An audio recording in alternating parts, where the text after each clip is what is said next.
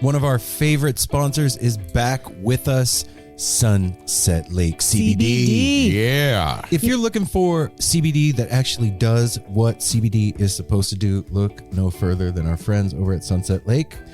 Let me break it down. Break it down, Mel. They're sustainably farmed, meaning they avoid pesticides and use sustainable farming practices to preserve the land for future generations. 1. 2, farm to table. They ship the CBD products straight from their door in Vermont directly to your door wherever you're at. Now that's cool. And third party tested. They test everything with a third party to ensure quality, dosage, and safety. You got to go over and check out sunsetlakecbd.com. They have so many products. Break it down for them, Apple. Well, they've got some new stuff going on. Like they always had pre-rolls, but now they got really cool packaging for it. And you can get CBD pre-roll flights of all their flavors. You can get the heavy hitter flight that also throws in some of their Keef blunts. They have a new CBD recovery body lotion. I'm excited about that. Mm-hmm. And what was the other? The other one with arnica. The extra strength muscle rub, 3,000 milligram with 5% lidocaine. So look, Oh, yeah, if you're lidocaine. sore, this is the stuff you want to rub on your body to make those aches and pains go away. They even have CBD infused coffee, so you can have coffee without the little jitter that you get from caffeine, and you have it in the morning and you start your day off right. Your body feels lubricated. You're going to sleep good. Yeah, and also they have, if you kind of forget to reorder, they've got subscriptions. And they're giving the No Simple Road family 20% off. 20% off. Put with in the promo code NSR20 when you're checking out at sunsetlakecbd.com. You're going to get 20% off your entire order. NSR20. And don't forget those cute little gummy bears. That's right. sunsetlakecbd.com. One of our favorite sponsors is back.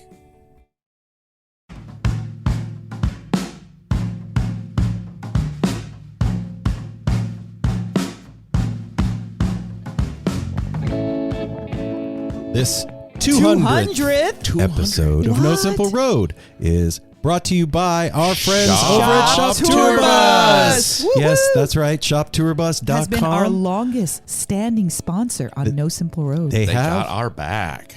And they have your back with the most wonderfully, beautifully, and intentionally designed Grateful Dead inspired merchandise on the planet.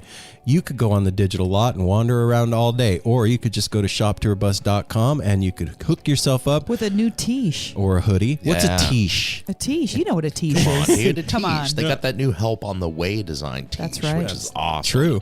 And these aren't just going to come to you in a silly old brown box. They're going to come to you in a hand-designed, one-of-a-kind Grateful Dead-inspired box as well, with a Grateful Dead lyric on the inside. You can also tell them to do a personal message to the one that you love if you're buying it for somebody that you care about. And I'm guessing if you're buying a gift for somebody, you probably care about them. So if you want to give them a message, you could do that. There's going to be trinkets and extras inside there, and some of you are going to get a bootleg, a miracle in your package. So go to shoptourbus.com online. When you check out, put in the promo code No Simple Road, all one word, No Simple Road, and they are going to give you free shipping because they are part of the No Simple Road family. And when you go over there and you do that, you put in the promo code No Simple Road, you are supporting the No Simple Road family of sponsors. So shoptourbus.com online, at shoptourbus on Instagram. Get yourself something cool, man. You deserve it. You're worth it. One of our wonderful sponsors is Define Premium Cannabis. What was that? No, I'm just kidding. You don't have to say it again. Well, what? Define has two locations here in the Portland area, one in Hillsboro and one in Forest Grove. And if you go to the Hillsboro location Monday through Friday and you ask for Apple, he will come out of the back dressed like a race car driver, and he will really fast. He will find you. And efficiently. Yep. I like to go cannabis fast. product that you need. And you know what? Going into a dispensary can be overwhelming. It is Define's mission to educate and match you up with exactly what is right for you. They're not just trying to sell you bullshit and send you out the door. They're trying to help you out, make you feel better, help your life, make you feel a little pep in your step and a little dance in your pants. So go. And that's no bullshit. So you come on out and visit us. You got to make sure that you tell us that you are a listener to the show. Right. You will get 10% off your entire purchase and a free t-shirt. Each time you come back, make sure you mention it because you'll continue to get that 10% off. Yep. That's how much we like to take care of you. And so come get educated. And who gives discounts on weed anymore? That's true. You never went to your dealer and he was like, yo, man, you listen to No Simple Road. I'm going to give you 10% off this 8th. No, that never happened. No. So go out to Define because you know what? It really is premium cannabis, and they do want to take the time to educate you and help you out. So if you live in Portland and you haven't been out there, you're blowing it, go over there, Define, one in Hillsboro, one in Forest Grove. Tell them you listen to the show. They're going to hook you up. Boom. You could, in 2021, just go in your room and turn on your light that is white. Boring. You could just go and turn on your light that doesn't play music. That's dumb. Or you could go to electricfishlights.com and hook yourself up with the fucking coolest lights on the planet. They have color changing bulbs. They have bulbs that are Bluetooth speakers. They have bulbs shaped like just about anything you want. This is a thing called IQ technology where they have all these shapes that they can put together in all these combinations, and they can basically build any light you want. They could build you a minion. They could build you a frog. They could build you a starfish. They built me a sloth. They built Apple a minion with a hit acid on its tongue. They built Aaron a fish with a fish logo on it. Yeah. And they also carry all of your favorite sports teams. Yeah, they do. I have a Philadelphia Eagles lamp. And they're personally dope Americans. They are dope Americans. There you go. They are dope Americans. Hell yeah. Go to electricfishlights.com, and when you check out, put in the promo code NSR. You're going to get 10% off. And any NSR family member that orders the color changing upgrade, you're going to get a one-of-a-kind special edition No Simple Road Electric Fish Lights collaborative poster that when you use that color changing bulb, it comes to life. Or, you know what, if you're like us and you've bought a lot of posters, your other posters will also come to life. So go to electricfishlights.com and at electricfishlights on Instagram. Check it out and enlighten yourself. Be a great American.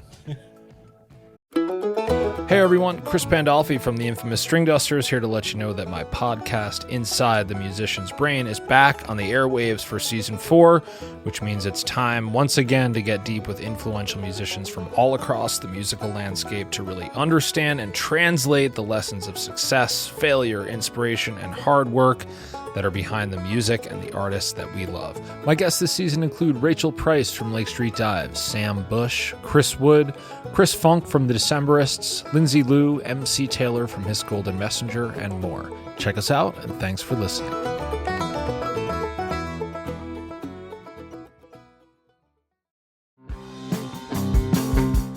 We're so excited to tell you a bit about today's sponsor, Music Masters Collective. They are a nonprofit organization that produces unique music events, providing opportunities for fans and artists to meet and collaborate in an inspired and creative atmosphere. Music Masters Collective events give you the opportunity to learn from world-class musicians like Otil Burbridge, Steve Earle, Richard Thompson, former members of the band, the Milk Carton Kids, Nikki Glaspie, the Fab Four, and Sean Colvin, and so many more. At an event like the Milk Carton Kids Sad Song Summer Camp happening this July, you can expect immersive classes, evenings of entertainment, excellent food, and a space for a lucky group of folks to learn, co-write, workshop, and perform with like-minded peers, all with the guidance of Kenneth Pattengale, Joey Ryan, and some of their favorite songwriters. This all-inclusive week in the Catskill Mountains of upstate New York is guaranteed to be magical. Scholarships are available and spots are extremely limited, so visit www.sadsongsummercamp.com/simple to learn more. That's www.sadsongsummercamp.com/simple. Check it out.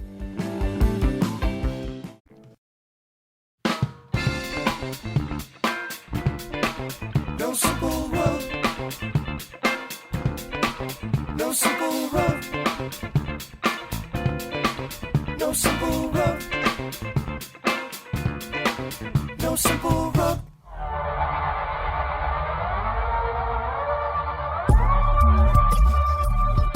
That's right, man. This is no, shortchanged operation. This is professional. Yeah. This is the 200th episode. 200th episode. That's what I'm saying. 200. That's right. Yeah. Thank you. Thank you, everybody. All right, everybody. We Very appreciate much. you. Yeah. Thanks, No Simple Road family. You guys are beautiful. Everybody. Hey now, No Simple Road family. Guess what? What? It's our 200th episode. Yay! And our guest is an actual member of the Grateful Dead. Okay? Dang. Let that sink into your melon for a moment. That's right. Holy smokes, Donna Jean Godchaux is our guest for our 200th episode. Donna, thank you for gracing us with your beautiful presence, your amazing talent, your voice, your stories, the whole shebang. Yeah. Okay, that's enough. Sound You have to effects. press it again. To stop it. Yeah. Look, yeah, I don't know. Spit it out, baby. Yeah, I can't even talk.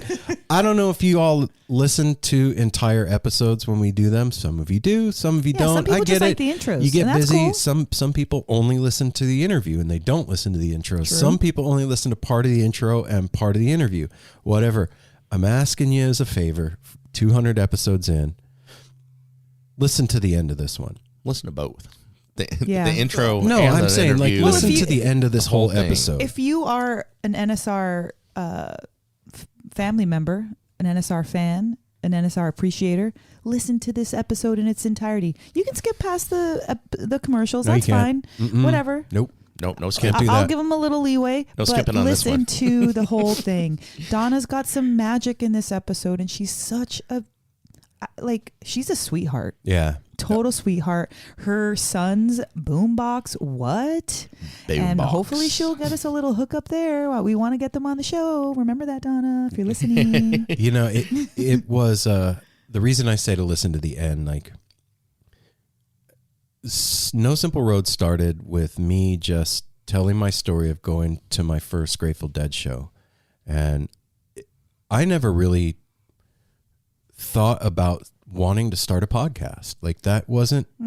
Yeah, you did, but not about specific. It just was. It you was were in one your of the head. million ideas I had to do It stuff. intrigued you. Yes. It intrigued Yeah. you, but it was like, And I never imagined that we would be 200 episodes deep on what we're doing. But my point is, you know, I sat down and told the story of my first Grateful Dead show, and then out of that was talking to Apple about going to his first show, then talking to Mel about our journey a little bit, and talking to our daughter, and then slowly but surely, And some of our friends. yeah, we started interviewing musicians, and this thing became a family and community. a community of people. And we ended up with Osiris and collaborating with John Medeski and Jeff Firewalker and going to festivals and being the official podcast of festivals and a million things that Yeah, have that- just been The connections that we made through the family, becoming like literal. Yeah. Become friends with some of our heroes and yeah. stuff. And so to have 200 episodes under our belt and have one of the members of the Grateful Dead be on this show was mind-blowing to me. And It was monumental. It is Yeah. monumental, I should and say. the weight of it hit me at the end of the episode as we were at the end of the conversation we were having with Donna.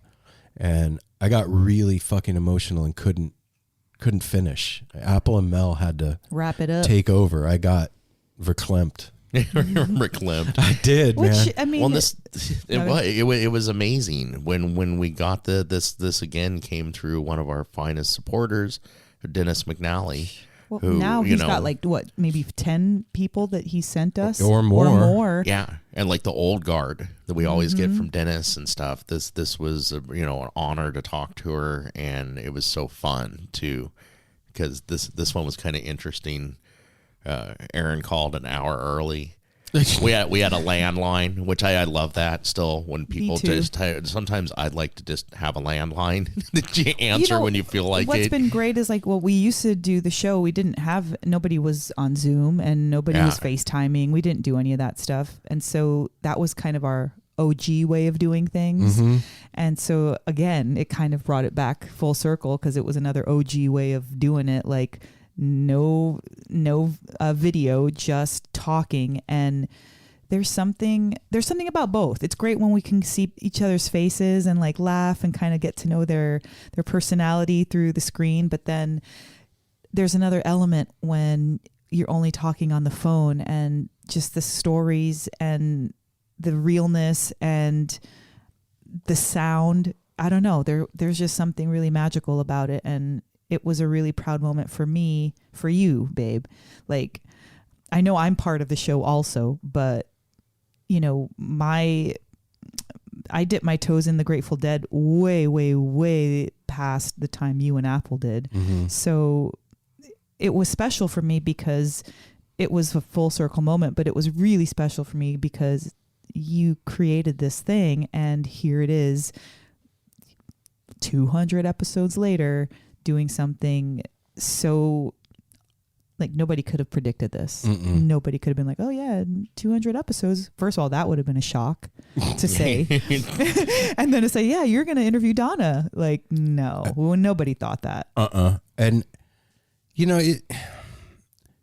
in starting anything, like I said, that I never really thought to start a podcast. Like it was a, like I said, it was a pipe dream. Yeah, well, not even that. It was like a passing thing that I would joke about sometimes. Like you said, like a million. Aaron's got a lot of ideas. Yeah, Aaron, you're no short of ideas. No, there's a lot in the hopper there, ready to go. And but it was really cool. Like in starting this and getting into it a couple of years, I realized that like all the stuff that I know how to do can come the fruits of the things that I know how to do can all come to bear and benefit the show.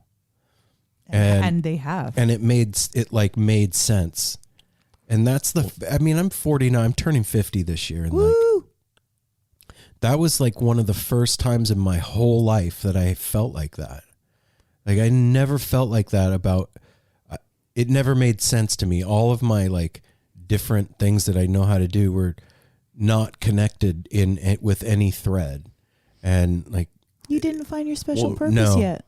I was going to back up for a minute too, because what you just said, like the fruit, this was started from the fruit of your guys' loins, because we got to back up and we got to all thank Simon, their son, because he is the one that bought, sitting here now with our fancy equipment and our studio and decorations and gifts from all of our listeners and stuff. So it was, we started out on the patio with it, just Aaron, when Simon bought him for Father's Day a snowball microphone. Me and Simon, it was for Father's Day, and me and Simon went out to get Aaron a present, and we go into this shopping center, near our home, and Simon was like, I'm going to get Dad a book. And I was like, no, that's kind of lame. No.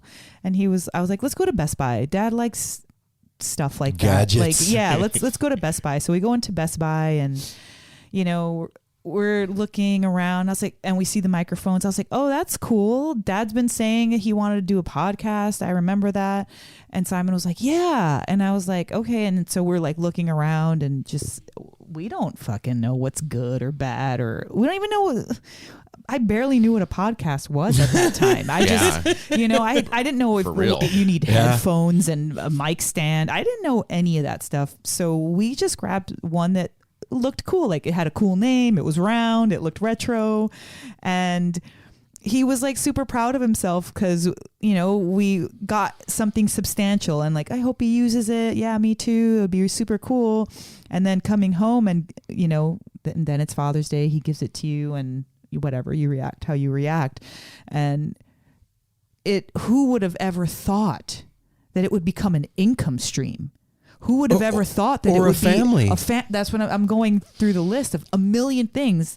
Like, who would have ever thought that people would create artwork around it? Who would have thought that people would come to our home because of it? Who would have ever thought that people would hire us to be like media for their festivals? Anything. Like, a none platform of it. for new music. I don't even know what the point of it is. It's just like I was there for the inception of the entire thing, because I even remember prior to this, we lived in Vegas. You were still in school for graphic design, and you talked about it like a few times. You're like, it'd be cool to do a podcast. I was like, you should do that, babe. Still barely knew what that was. And so it was like a seed that was planted way long, like over 5 years ago, that happened in 2017. And now here we are.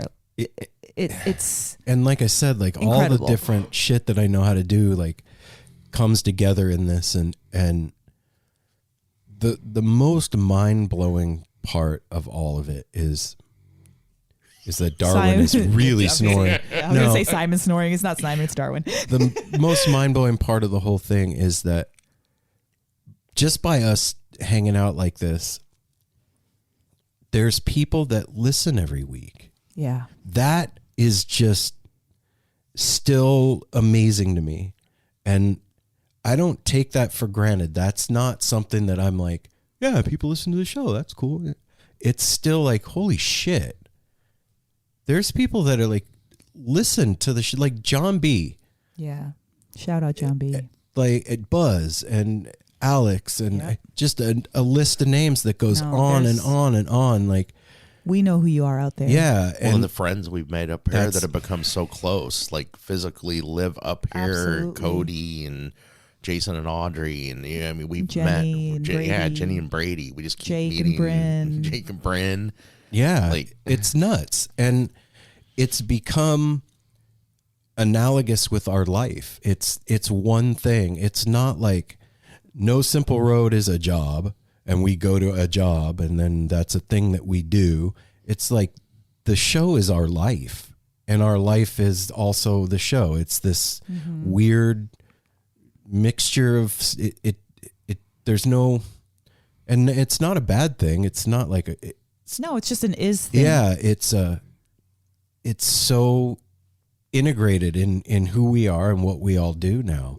And like for the past couple of weeks, Apple and I weren't feeling good. And the one thing that continually was on my mind was, what about the show? Like, I can't let that slip. I don't want to not do that just because I don't feel good. And I've never felt like that about anything ever, like in my whole life, about like not, and it wasn't even like letting you guys out there down that we wouldn't be making it, or it was letting ourselves down. Yes. It because it, I don't know. I've said this on the show before, but like at a concert, dancing and like, I'm talking like mid-second set when you're locked in. Like I feel the most me in those moments, right? I've said that a lot on here. And I feel like that about this too. Well, like you just said it too, like this is our life. We're allowing people in. So we're not doing anything different than we would normally do. Like, yeah, the show's given us some discipline. Now we sit down for a couple hours a week and record and stuff, but we're already living our life. This is just us letting people in. It's also like a distillation too of all the things that, as the three of us, that we're all into. Mm-hmm. The show is like a distilled version of all of that. Yeah. You know what I'm saying? Yeah. And it's also, I never imagined that I would be finding new amazing music through a vehicle that we created. Yeah, right? That's incredible. Yeah, where it comes at us constantly. Mm-hmm. People reach out. Yeah, we're just talking about it today. Like we are constantly getting people wanting us to listen to their new music, and like we're like, why are they sending it to us? Who are we to get someone's brand new baby? Mel's like, we're a media outlet, Aaron. Well, and to me, that was a big thing to wrap my head around, and that happened to me at Skull and Roses with Dennis. Dennis is just so direct and so old school, and when he forthright. And so when he referred to us as media, something in it in me clicked, and it was like it rung my bell. It was like, hey, stupid, you're. it was because it was just like because I'm like having fun, and I've always. I think maybe up until this year, I've always taken the show very lightly. You know, it's like I think to have 2020. Fun. Yeah, 2020. I like to have fun and be with my guys and have music and blah blah blah. Yay! Yay! It's fun. Yay! But last year and this year really highlighted, underscored, and stamped that what we're doing is important. It is necessary. It is unique, and it is like original. It is something that we're bearing our souls, and we're being recognized. And I had to really step up my mentality and my mindset around the show. And it didn't take long. It just, that I don't mean to realize it. I mean, like, to step it up. It didn't take long for me to like switch gears and be like, holy cow, like, we have a responsibility here. Mm-hmm. What we say is being heard. So that's what I mean about being trippy, that people listen. Yeah. So not only do we have to be careful with what we say, but we get to say certain things, and people can hear our hearts and our opinions and our ideas and what we feel about what we're listening to. And it matters. And to me, like, with that lighthearted kind of lackadaisical attitude, I wasn't taking any of that into consideration. I was just like, I get that, having fun, and just talking. But now there's an impact that I realize that we all have, especially me, because I always felt like I was just along for the ride. That was just, I'm shotgun, or I'll be in the back seat. I don't care. But now it's like, no, there's 3 wheels and you need to drive also. And that really... We're 3-wheel drive. We're 3-wheel drive, guys. We are 3-wheel yeah. drive. And to me, that was... I don't know. It just means a lot to me. And I never thought that it could mean so much to me. So I'm grateful to everybody who's listened and made it a thing, made No Simple Road a thing, a place to be, a place to go. We just got like somebody. Eli, Somebody wrote into us today, said that we're an island to visit, and that's a big deal. When you think about what an island is, it is a standalone location where people go to relax and for refuge.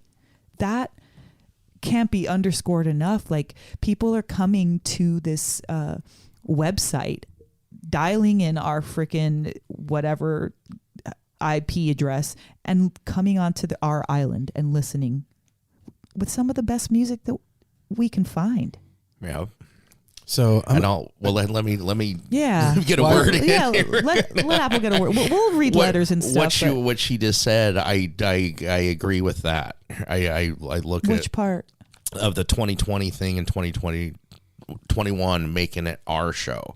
I kind of looked at it the same way. Me and Mel would show up, and Aaron still is the conductor and does all the behind the scenes stuff, but it became essential and necessary. Like, 2 things, like words that kind of got bigger through this pandemic. Absolutely. It's necessary now, and it is essential.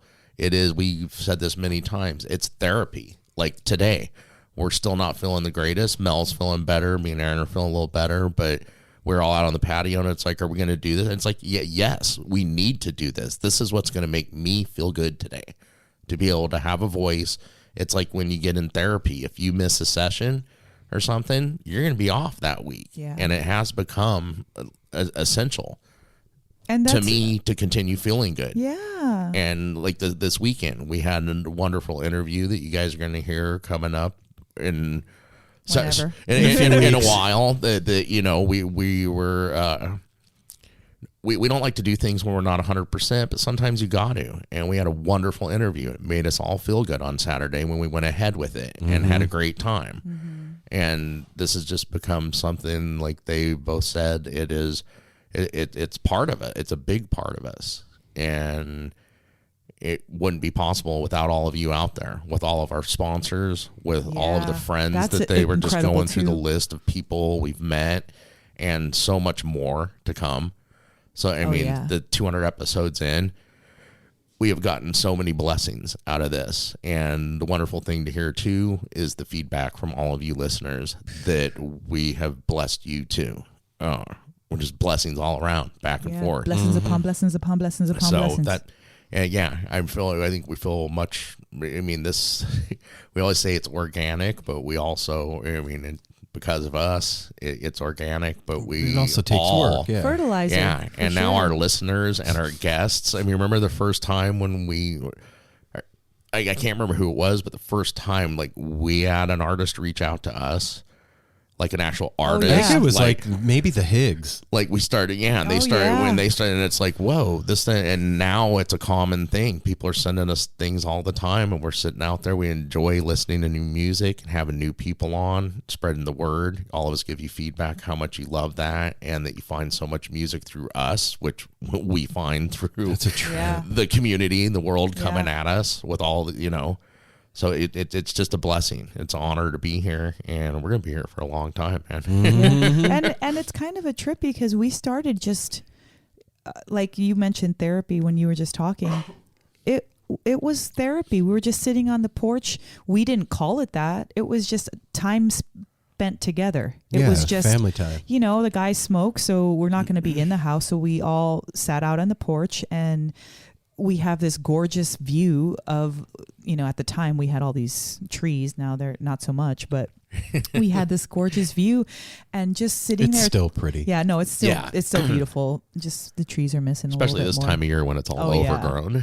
And we were just talking, sharing what's going on in our house, what's going on in our heads, what's going on in our day. And you guys seem to like it.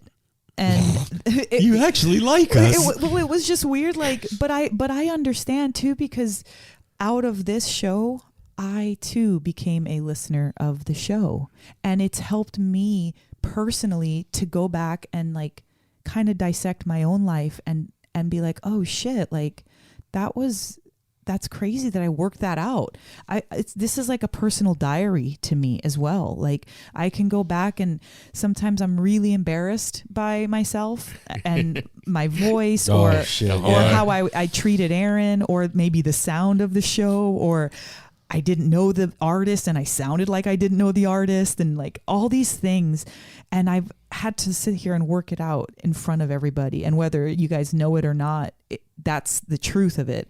And so that's what's crazy, is just that organic nature. We were just having talks. That's it. Just little conversations out on the porch. Well, also through it,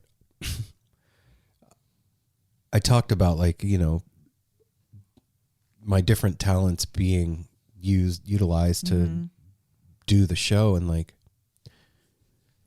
I grew up in a very strange eclectic way. Yeah. Very odd kind of a upbringing, my mom was a trapeze artist in the circus. And what does that mean to you? Because when you say that, what does that mean to you? Because what do you mean? She flew on the trapeze in the circus. I understand literally that's what happened. But it affects everybody differently. Well, so when you say that, what does that mean to you? It means that I was around not ordinary people doing not ordinary things my entire life. Like contortionists and acrobats and jugglers and fucking sword swallowers and human cannonballs, and that was normal everyday shit. And being around all the animals and traveling all the time, and also they flew on the trapeze at Circus from 60 something to 80 something.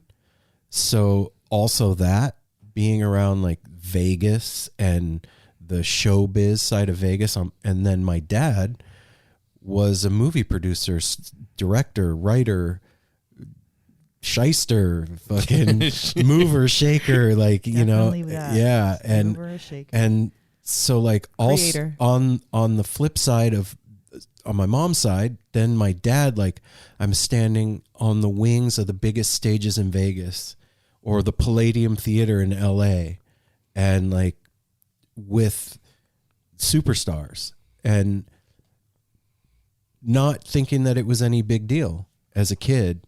And so growing up like that made me a certain kind of a way that I took that for granted, that was just me because it's my life and whatever.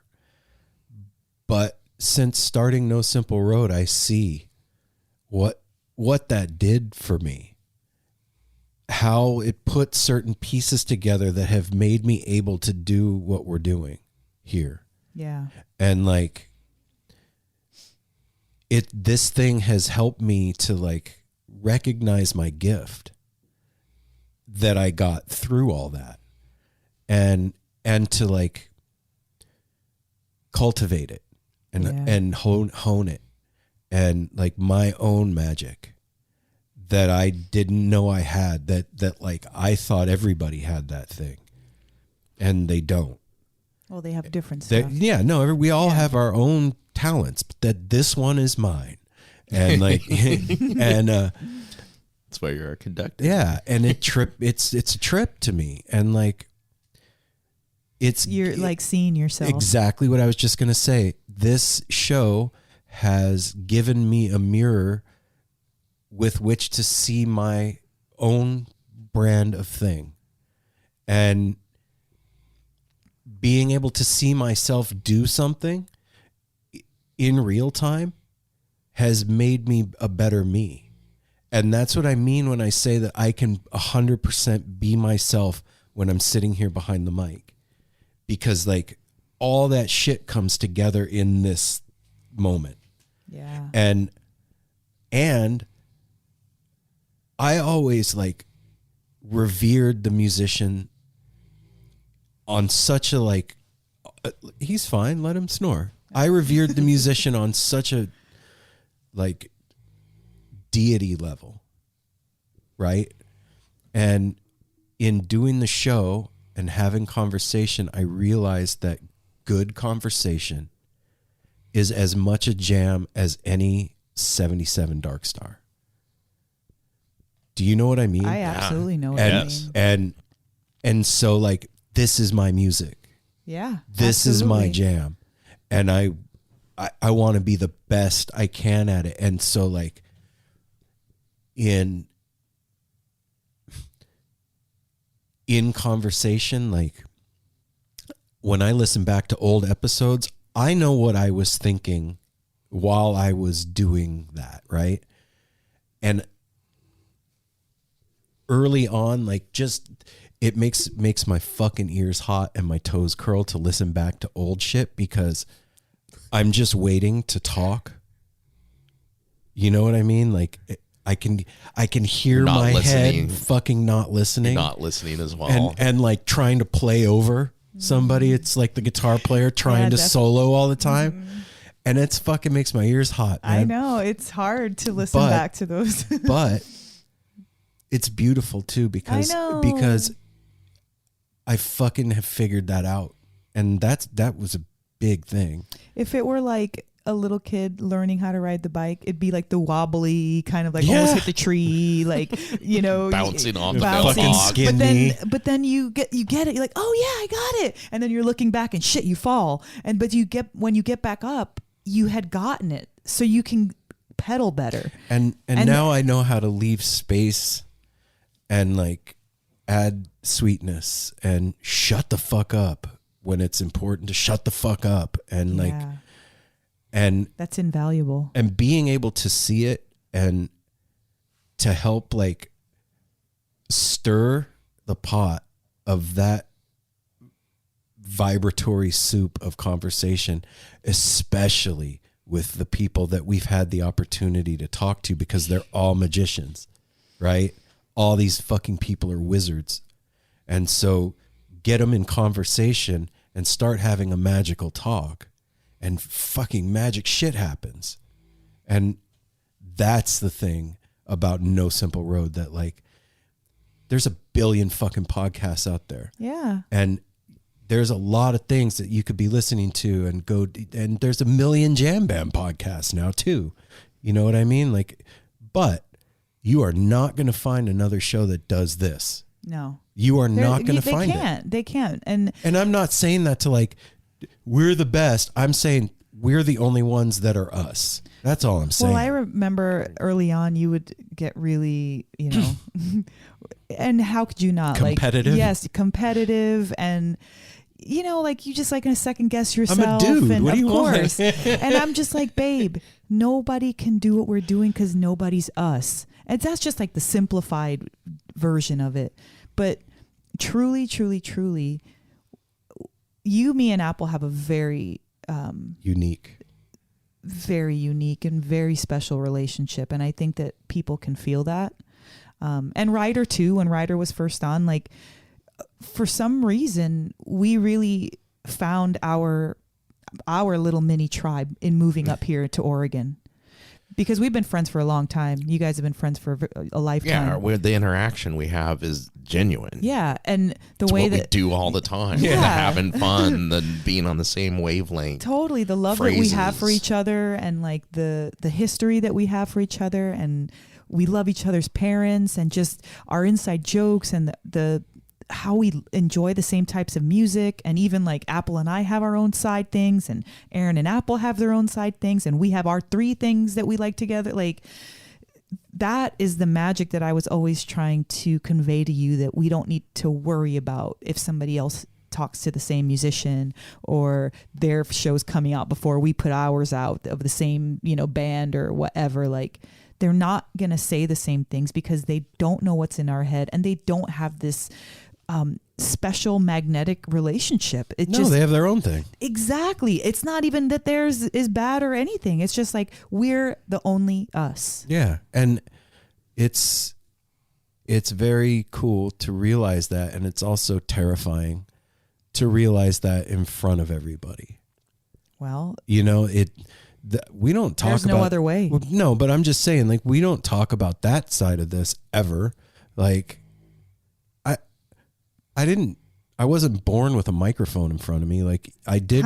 You're the closest one. I did grow up like that. Yes. But I wasn't on the stage. I wasn't performing, and it's scary to get up in front of everybody. I've asked a lot of musicians that, like, is it scary to expose your soft parts to everybody? When I'm doing this, I never fucking even stopped for a moment to think, hey, dum-dum, you're doing the exact same thing. You're talking about fucking being a junkie and how you met your wife and all your struggles and your fucking stupid shit you do around the house is out there. Well, and maybe very, very early on, you came to that realization after you posted it. But yeah, it was never something that really followed us. But we all had our moments with that, as far as like, holy shit, I'm saying a lot of really personal stuff. And even if I'm not saying it, Aaron's saying it. He's my other half, so everybody's gonna know regardless. You know what I mean? And Apple's talking about his medical stuff. Yeah, he's talking about hemorrhoids. He's talking about freaking. The truth will set you free. There is a fucking very, very solid fucking it's true. thing Apple. to that.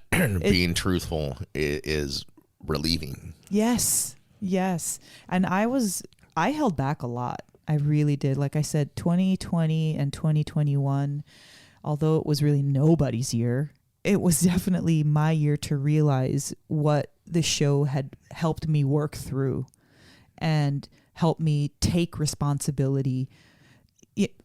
I mean, for a lot of everybody that maybe this is your first show, maybe you're just listening because you're listening to Donna or whatever, but oh yeah, we do this for a while before we get to the interview, by the way. This isn't normal. I was a 16-year-old mom. So I, by default, had to be in charge all the time.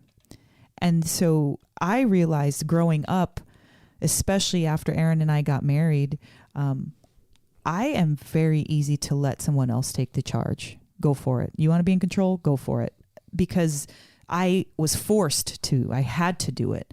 And that is not my role in life, is to sideline sit.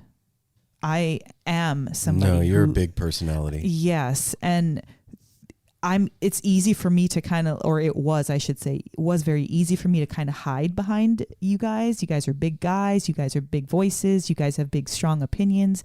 Easy for me to do that. Like, okay, you guys do it. But then there came a time where in my own soul and in my own heart, it's like, no, girl, you need to speak up. Your voice needs to be heard, because people, number one, want to hear it, and they have to hear it, and you have something to say. And that was a really big revelation for me. Not because, like, even in my line of work prior to moving here, I was always teaching and educating and helping people. And that was a different thing, though. It was a different thing, but it was still the same. I'm still supposed to be somebody who is in the forefront. I'm supposed to be there. I'm not trying to like you. I wasn't born with a microphone in my hand. I had the completely opposite life as you did growing up, but I have the same trajectory as somebody who is in the public eye and somebody who has influence because I have a good heart and I have stuff to say, and I lived a very strong life, and people need to hear that. And I agree. Yeah. And so the show has been an immense blessing for my personal growth and my own personal journey that I'm on. What about you, Apple? Like for you, 200 episodes in, we're going on 5 years, man. Like, dang. What do you think? We're going on 5 years. What do you think the biggest No, it's not. 4 years. 2017, baby. Yeah, July will be 4 years. 4 years. Okay, sorry. But yeah. It's Aaron math. We're heading towards 5. We're heading towards 5. I'm going to be 80 when? In like 30 years? Don't worry about it. No. Aaron's been saying he's going to be 50 for this whole time. I was going to say, I think people that are listeners have gotten used to us making fun of Aaron math. And it is a thing. It is definitely a thing. No. Okay, 4 years in. Yeah. 200 episodes. Like for you, what's the biggest realization or thing that the show has done for you, man? Or any of them, not even the biggest, any kind of. Well, kind of going back to what I said is that it's become our life. It was a fun thing. Me and Aaron have been friends since we were young. Mel's been in my life for 23, going on 24 years now. 27 years. 27 years. Yeah, they've been married 50 years. But it is, moving up here was a bonding experience for all of us. Yeah, it was. And that's what trips me out, like with me and Aaron's relationship, is we just get closer as the years go by. When we moved up here, we made the agreement, like, we're doing this together, bro, because we want to grow old together. Kind of like grumpier old men. like it was like kind of a pact we made. Like, we need to help take care of each other and stuff. And then I've always been close with Mel, but it becomes so much closer. We were friends. Yeah, like we were back friends. in Vegas. She tolerated me sometimes I've always loved you. Yeah, but there was sometimes you tolerated That's me true. because I was a little messier and everything back in Vegas, and moving up here I'm just protective. was just monumental. And then starting this was when you first started it, I was just very proud of my friend. It was like Mel said, we support anything you do. We all support each other in anything we do, even if we think it's fucking stupid or something. That is That's true. what you do with people you love. Right. Because sometimes you don't see what they see, the vision you see. Absolutely. I didn't see it. Mel didn't see it. I didn't sure know. the hell did 4 not. years ago, I didn't know. I'd heard of a podcast because of Joe Rogan. It was pretty much Joe Rogan was a podcaster. And it was like, and then from there, you started this, and it was like, okay, this is a fun interviewee show, and it's just grown so much. And like I said, going back and listening to some of I forget some of the stuff we did in the first year, because we had acquaintances and friends on. We were just like, okay, let's talk to this person now, and to see how much it's grown we were exercising our chops. It's just amazing. I mean, what 2019 was a huge year for us. Yeah, that's where because that's it was our biggest year. Yeah, because that's when we started doing festivals, and then being recognized. And we're so nervous and green doing it. Like High Sierra was our first one. Oh my God, we wandered in there in the doo-doo limo and. Got a shitty motorhome. They didn't empty the shit tanks. It was actually the doo-doo limo. But we rolled in there because it was something we would have wanted to do without the podcast, is go see music. Oh, yeah. And that was our first experience of walking on that lot and being welcomed. The first band we interviewed was Twiddle. Yeah. That's right. Backstage Right in the before they green room. performed. And got an interview with them that they have never done. No. They said they're shit to us they never have talked about. Yeah, they were very open about stuff, and we were welcomed with open arms, and we got to meet Neil Casal and talk to him there. And Reed? Which that's hard to believe. That was one of our first ones. Yeah, Reed Mathis, who has become a very good friend of the show, reaches out all the time. Bless you, Reed. Love you, Reed, so Love you, much. Reed. And then from there, then we ended up, or that was 2018. Yeah, and then that 19, was 18. 19 was Skull and Roses. Skull and Roses, and then Northwest String Summer Meltdown. 2020, we were supposed to be going to even more things, and now here we are in 2021 with things building up. The promise of awesome things. It started out as like a small train, and now it's a locomotive. We've said this in past episodes. It started out as like an engine, kind of like Casey Jones, like just the engine, and Aaron's arm hanging out, making up the hill, and now we keep adding cars to it. And it keeps getting bigger as Aaron's pointing at this old engine sticker that he has on his mic stand. Thanks, Danny. So, I mean, I feel the same thing. It's brought purpose. Yeah. Yeah. It's brought purpose That's a to a good lot one. of things in life that, like my entire life, I'm the same as Aaron. My life has been based around music. I don't know what I would do without it. Music saved my life so many times, makes me a happy person.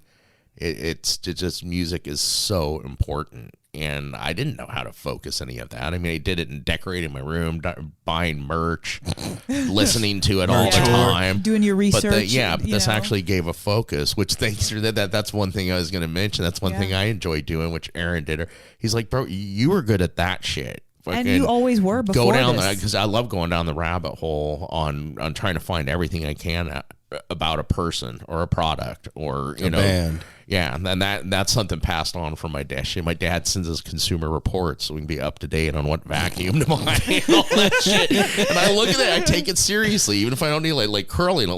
I need a curling iron, but hey, man, look, they're This is the reviewing best them. one. Somebody may need to know, but I love doing research, and I've kind of taken on that. I love listening and digging for dirt. Yeah. Apple, before an interview, we'll be on the porch. I'll be like, all right, Apple, tell me, what do I need to know? And he'll just unload all this shit on me. I'm like, holy shit, how did you find all that? I found like 2 websites. I don't know. I just did. I'll tell you one of my secrets, as we've talked about before, which I miss. I haven't done in a while because I haven't been feeling the greatest, is I loved my Friday night sessions by myself, having some cocktails and listening to, like, in an evening, like 6 to 7 hours, listening to a whole catalog of music, and at the same time doing research on everybody in the band, things like that. It's such a fun way to that's cool. spend the time. And I really enjoyed those Friday. It was usually Friday evenings when I'd be doing that. You'll be back. Yeah. Oh yeah. You'll probably be back this Friday. Yeah. I'm still doing that, but no, it's brought purpose, and That's awesome. purpose, therapy, all that stuff. And it's like, let me say this too, because this is something I found. And if anybody from my work hears this, don't take this personally, but this morning, just like working lately, nobody wants to work for somebody else. I love who I work for and what I do and everything, but there's times I get angry because I don't want to do that. Like I said, I love what I do, where I work, but I can't wait till the day comes that we all talk about where this is what we do. And that's that. Yeah, that is the goal, by the way. I mean, To be able to go on the road, go around the country, see all the people we've met. We have so many invites in so many states, places to stay, there's meals to eat. There's a lot that I haven't even told you guys. I've kind of been holding off because of the 200th episode, and I was alluding to it quite a lot. It was like Aaron's secret corner that I had a few months ago, and I'll tell you right now. So here's what went down. One of the things that's happened with No Simple Road is we are part of Osiris Media, and we have been part of Osiris since day one. Yeah. Osiris has been our partner in this thing, and Great supporters. yeah, of and our have show. just supported everything that we do. And RJ and Tom and Jonathan and Christina, and it's part of our family.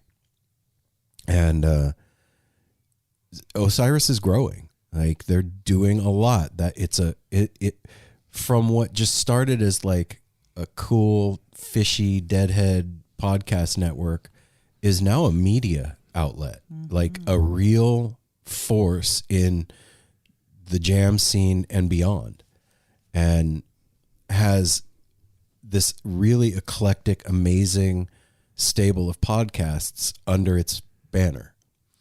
And like I said, we've been with them since day one.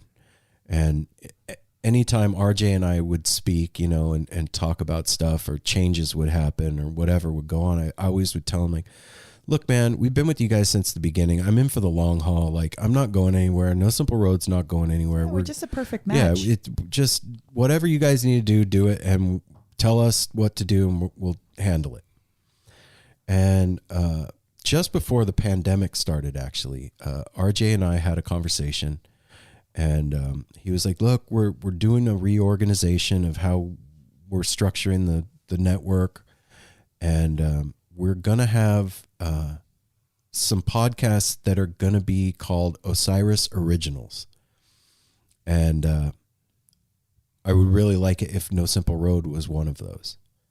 And I was like, fuck yeah. Like, I don't know what even that means, but it sounds cool. And sure, when you're ready to do it, let me know and we'll talk about it, blah, blah, blah. And then the pandemic started, and everything kind of got weird, and kind of got pushed to the side. And about halfway through 2020, the conversation started up again around No Simple Road becoming an Osiris original. And I am happy to announce that No Simple Road is now an Osiris original with Osiris Media. Thank you. Yeah. Thank you. Appreciate it. Well done, though. Yeah, that happened. That's a real thing. So Osiris has different classifications for their podcast now. They have their artist podcasts, which is like Eric Krasno Plus One and Oteil's podcast. And then they also have the Osiris Originals, which is No Simple Road and like 6 or 7 others. And then there's the Osiris Community podcasts. And No Simple Road is now an Osiris Original. That's right. And awesome. That means that, the how do I say this? The force of Osiris is behind us. Mm. Yeah. And well, when you're an original of something, think about what that means. OG. Like there was nothing like this on the network. What we were doing, there's music centric podcasts because it is a music media outlet. But what we were doing is completely unique to the network and to podcasts at the time. Like I said, everybody has podcasts, but not this one. Not this one. So that was a really proud moment. It was a line in the sand where we were recognized not just by our listeners and by our family and ourselves, but another media outlet, something that's also growing and turning into something, because they started shortly after we did, and they grew to exponential heights in a short time. So it's nuts. Well, that's part. It just made me think of that. Why I giggled there. It's one of those things to realize that you're an OG and like not knowing it, because what we're getting through this and from Osiris and everything is like recognition for life experience. Mm-hmm. You know what I mean? Where, like you get your old dusty head badge.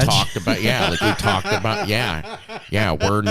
We're now those OGs we used to look up to back in the 80s. Holy shit, dude. And the 90s. We're now. I just kind of tagged along. I was like, "Where are you guys going? I'm gonna go too." Should we get shirts that say ODH? Follow these old OGs. Dusty head.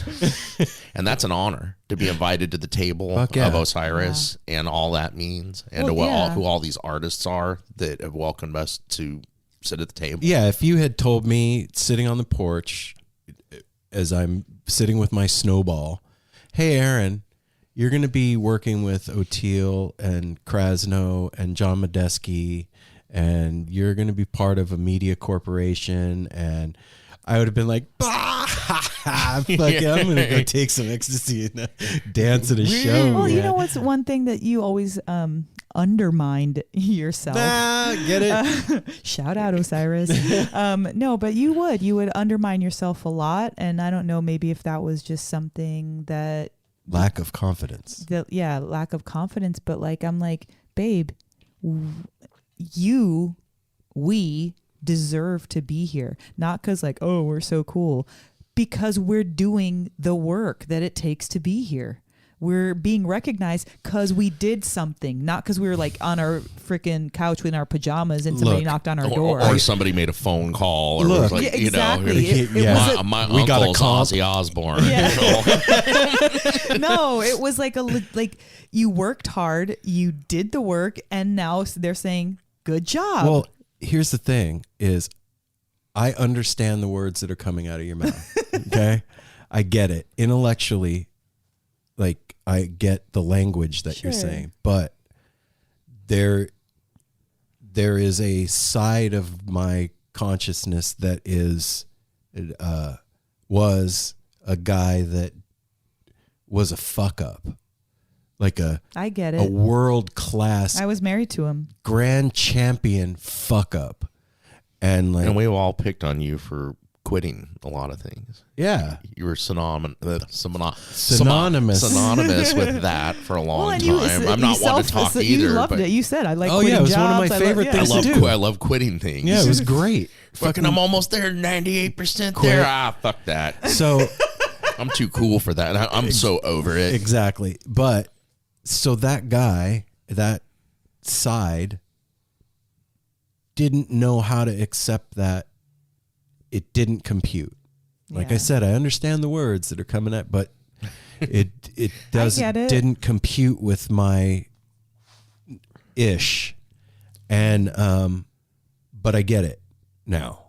I do. I get it. I know you do. And I really do. Get it, got And- it good. And like, Well, your whole demeanor is different. and sitting around it.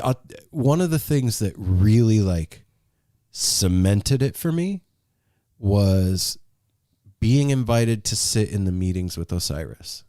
Yeah. Like, yeah, I remember coming home and you were so proud. well, We're having a, it wasn't for like having you a weren't boy. even, you weren't. It wasn't proud. It was just like the way that you talked about it. I was like, yeah, and I'm like, sitting. you're I'm trying to sitting like, in a meeting with Tom and RJ and like these people that are like marketing marketing fucking and- gurus and like New York City stuff and I'm like, what the fuck do they want me here for? Like, what am I doing? I'm out of my depth. I don't know. And then I Not started even realizing. started listening to what was going on. I was like, oh shit, I'm not out of my depth. I'm supposed And you're to an important person in a supposed to meeting. be sitting You've here. been sitting Let me- in meetings your whole life. I was going to say, let me tell you, if anybody out there ever wants to get shit done and invite somebody to a meeting that's going to help do that, Aaron is, because Aaron does Yep. not sit quietly. Nope. No, I A don't lot know of how to people do in that. meetings get nervous, like when you're in the presence of a whole like boardroom or a Oh, whole yeah. bunch of people. Most Kind of people are afraid to say anything. Aaron is not that person. No, No, I'm and not. Aaron, And he's The got opposite great of that ideas. guy. he's got great ideas. He won't bite his tongue. He tells the truth, and he has like legitimate like meat to bring to the But table. I will And he also- jam my foot all the way in my mouth occasionally. Well, Well, I was that's going to true, say too. he get it from your father. He gets from his father. Yep. The fucking, he's a great bullshit artist, but he doesn't tolerate bullshit. No. Yes. Like he was first to call bullshit out. yeah. Yeah. So that happened, Osiris. Yes. So I want to thank RJ, Tom Marshall, Christina, and The whole everybody Osiris crew. over at Osiris for believing in No Simple Road and for making us an Osiris original. Let's hear it for them and us.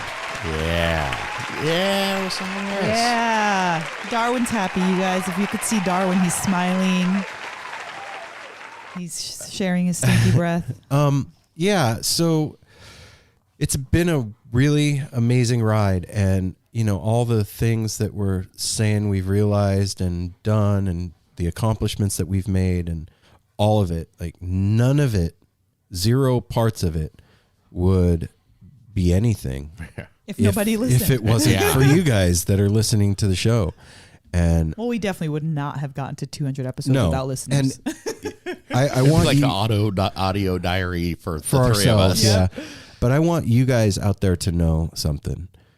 you are the single most important part of what we do. Like, period. Yes. Your love, your attention, your comments, your support, your feedback, your letters, your gifts, your asking for help, all of it is just this huge waterfall of energy and love that has kept us motivated and moving forward and given us, the three of us as a collective purpose, and each one of us individually have connected with different members of the No Simple Road family in our own way. Yeah. And you guys are just immensely important in our life. That's kind of the most amazing part to me, is connecting. Like, I'm sitting in the studio and looking around, and there's at least 25 things that I just looked at that have been sent to us, given to us, made for us. And that is right there on its own. I think about this, whatever that was, like, I'm looking at the hand that Darla drew us. So Darla had to think about us. Darla is Jason and Audrey's daughter. She looked at our logo and took the time to draw that, get a frame, put it in there, and wanted her parents to give it to us.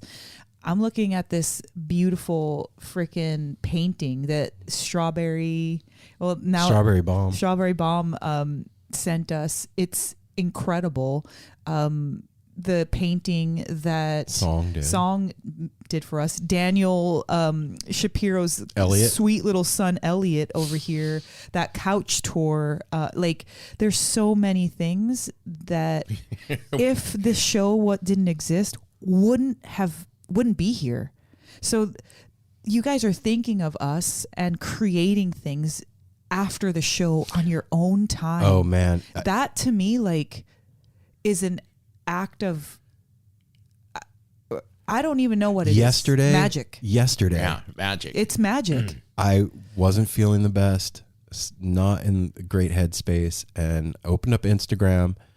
And if you guys don't follow Young and Sick, go check out the art by Young and Sick.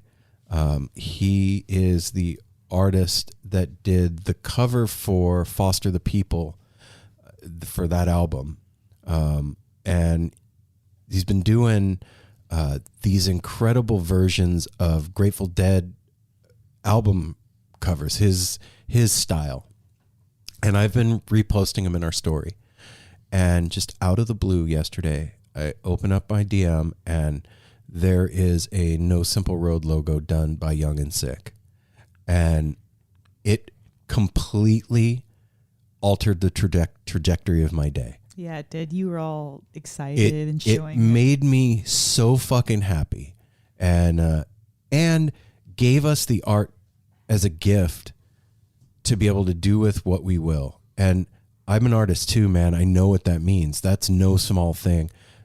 I'm sure that his commissions are not small. Yeah. And that was just an immense blessing for me yesterday. It really pulled me out of my funk, and I appreciate you. So thanks, man. And if you guys don't know what the hell I'm talking about, I posted it on our Instagram. It's dope as fuck, and I can't wait to get you some t-shirts. I want to read something. Aaron was just talking about Young and Sick, and he posted this the album cover for Foster the People.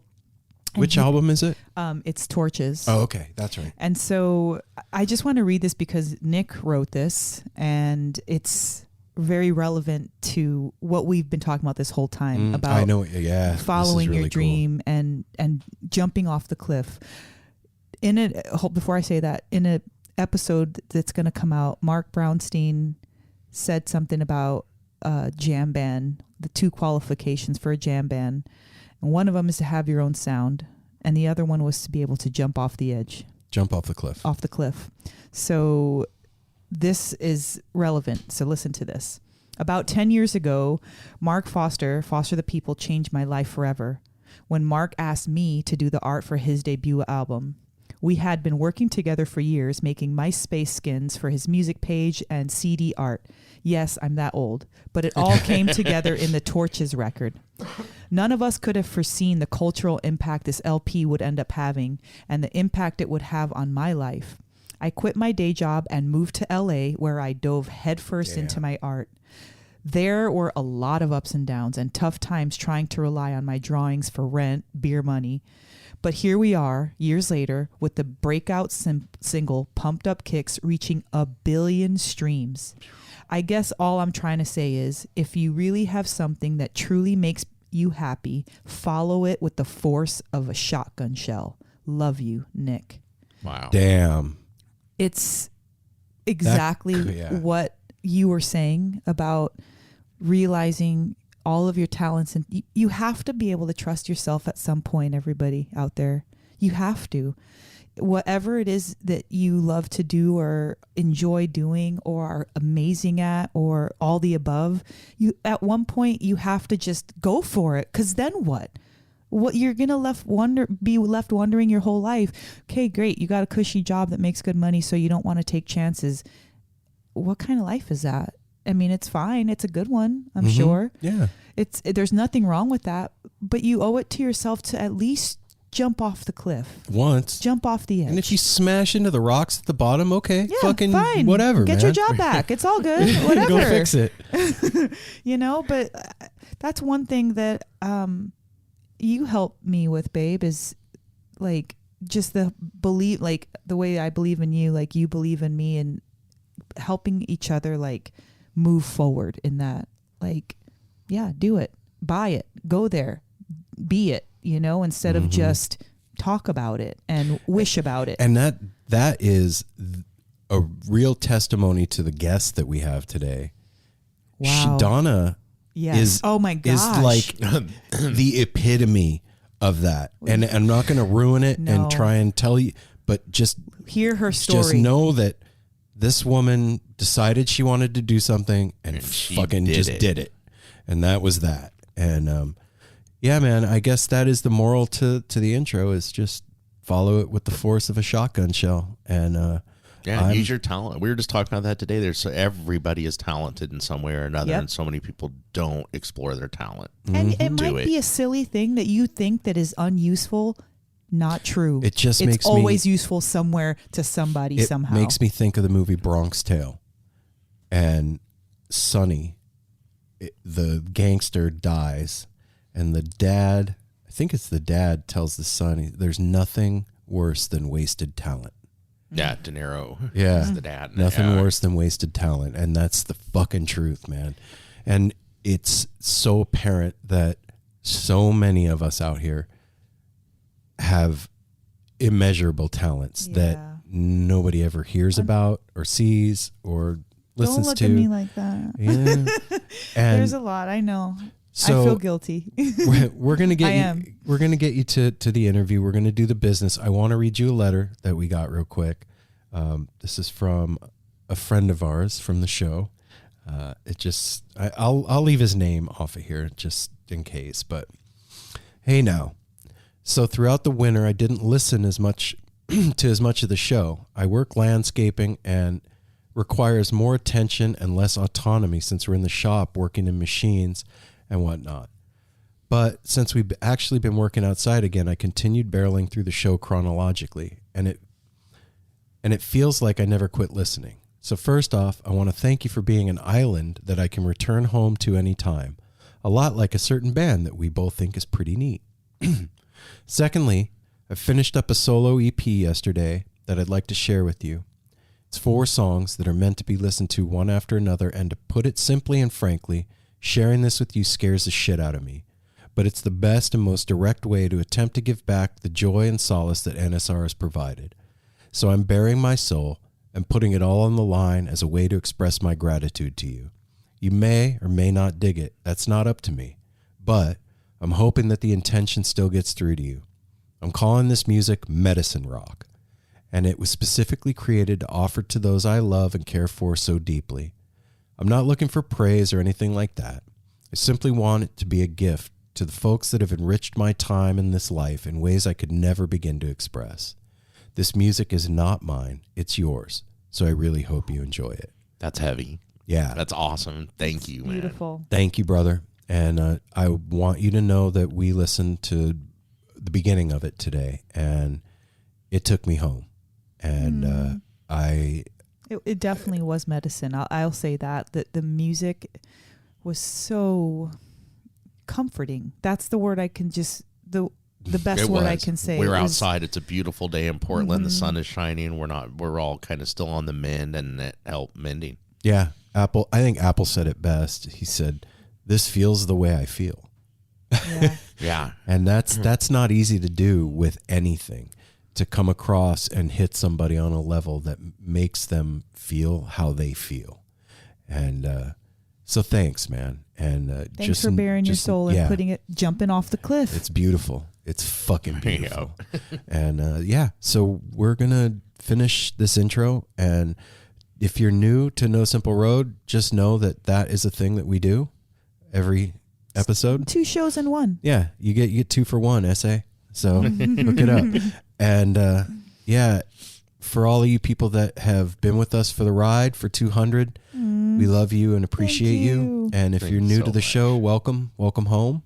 Welcome to the No Simple Road family. Yeah. And thanks for hanging out with us and jumping on the bus. We're going for a ride. Fucking let's go somewhere cool. And so follow us on all the social media platforms at No Simple Road. You can go to www.nosimpleroad and you can find No Simple Road merch there. You can find all the events that are coming up, which the one we have coming up is June 5th, a class with Jeff Firewalker Schmidt from Saint Disruption is teaching Sovereignty in the Warrior's Path, Opportunity in the Time of COVID-19. And if you go to nosimpleroad.com and you'll scroll down a little bit, you'll see his picture. There is a more than brief description of what this class will entail. It's 2.5 hours, and the remote version of the class is $20. There are a few spots left for the in-person here in Portland. That's $35. And if money is an object for you, it's an obstacle, let me know. Shoot me an email at info@nosimpleroad.com, and we will make sure that you get into the class for free. It's that important. Yeah, it is super important. And please don't wait. Registration is going to close soon for this because we need to know how many people are going to be there and all the logistics of it. So go ahead and sign up at nosimpleroad.com. Also, we've said this a bunch in the past year, and we need your financial assistance. And the way that you do that is through patreon.com/nosimpleroad. That's how the No Simple Road family becomes Chan donators. Hell yeah. And That's like shoveling the coal into the locomotive and keeping the damn thing going and making it go faster. driving that train. So money is something that's become very weird over the last It's few ubiquitous. years. And just think that if somebody needed a hug, you'd give them a hug, right?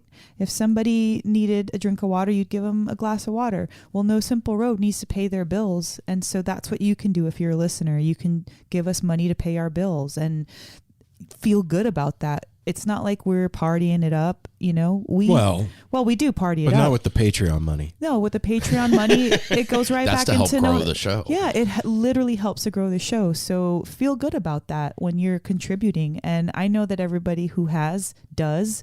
And I love contributing to the show. So, if you're thinking about it, get off the fence and do it. Yeah, patreon.com/No Simple Road. There's also the Tepid line. Tepid. 971-808-1524. That number again. 971-808-1524. Fucking love that.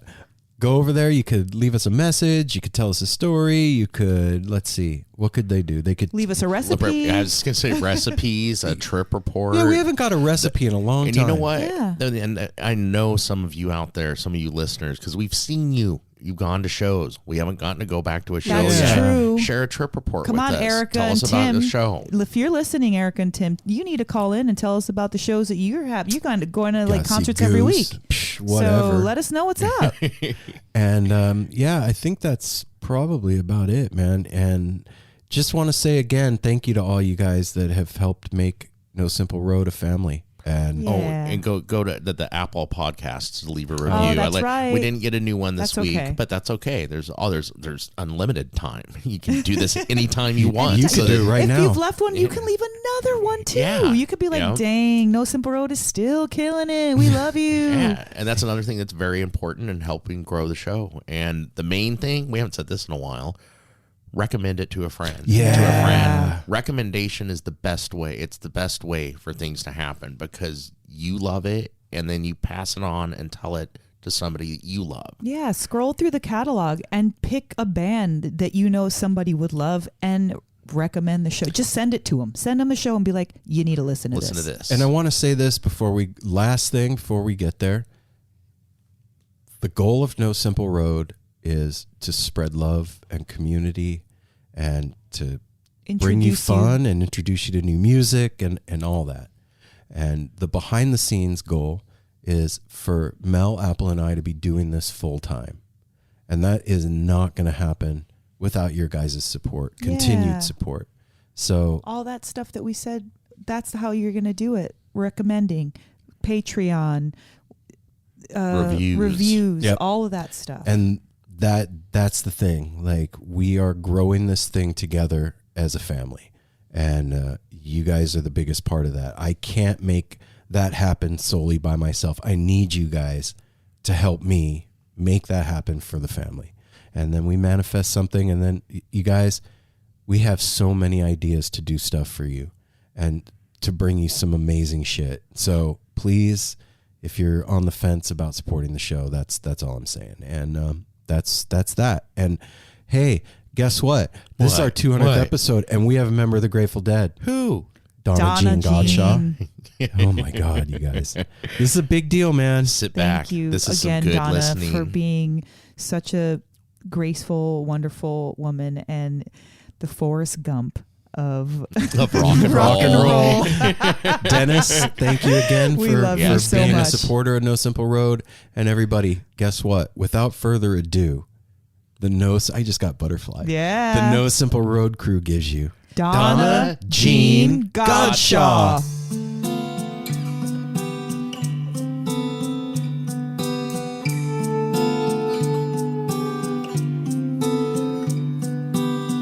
I sit amazed at the heat on a cloudless day, creeping through the roof, burning up the floor. I am undone for sure. Yesterday, though the winds blew fair, today they say, people beware, hasten to a shelter from the storm. Again, I feel it in my bones. Again, the seeds are being sown. Changes in the earth and in the air. Signs are everywhere. Shelter from the heat. Oh yeah. Shelter from the cold right now. Shelter from the flood. Hey, hey. Shelter for the soul. I see the shadows in the streets from a crowded room. Peeking through the cracks, listening through a door, I hear the sounds of war. And they say, we are not to blame today. Let the anger take aim, piercing to the heart and to the soul. In the fray, I hear a baby cry today. How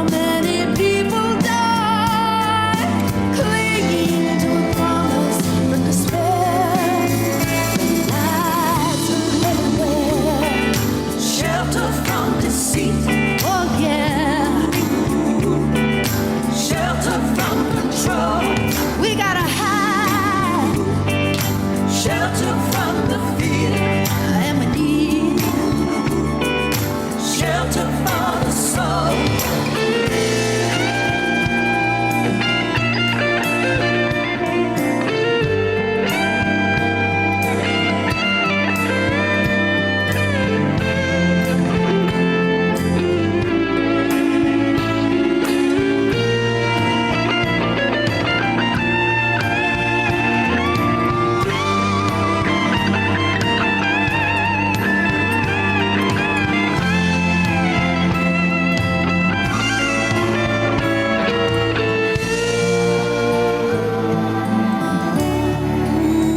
Such a wonderful world. There's beauty everywhere. Always changing. Ain't she beautiful?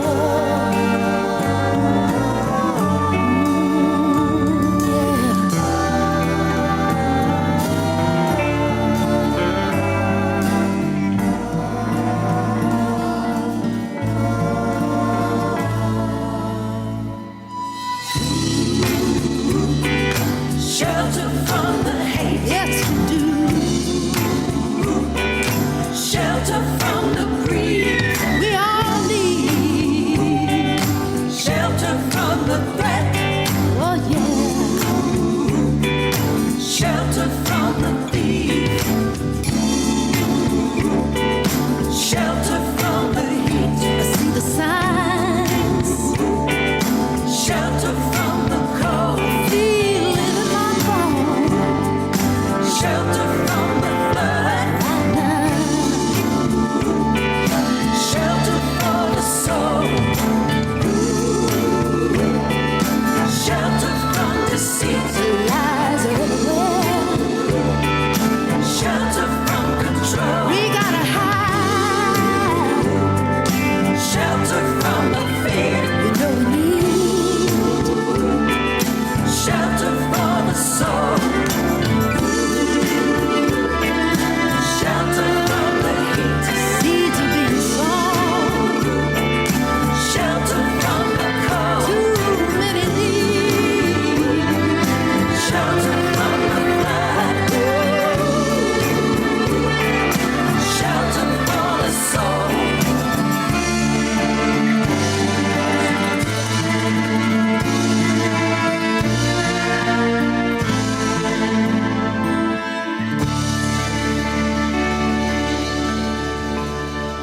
Whoa. Y'all ready for this? Yeah, yeah. Man, 4 years in the making, and we're talking to an actual member of the Grateful Dead. Boom. Look at that. Congratulations, family. And this is our 200th episode. It is? It's going to be. Oh, shit. Donna Jean gets 200. Yep. What do you call that? 2 centuries? There's a word for it. So help me out. No? Double centurion. Okay. Never mind. Double Centurion. Yeah, and it's Donna Jean and the Tricksters. Ooh, and the Tricksters. All right.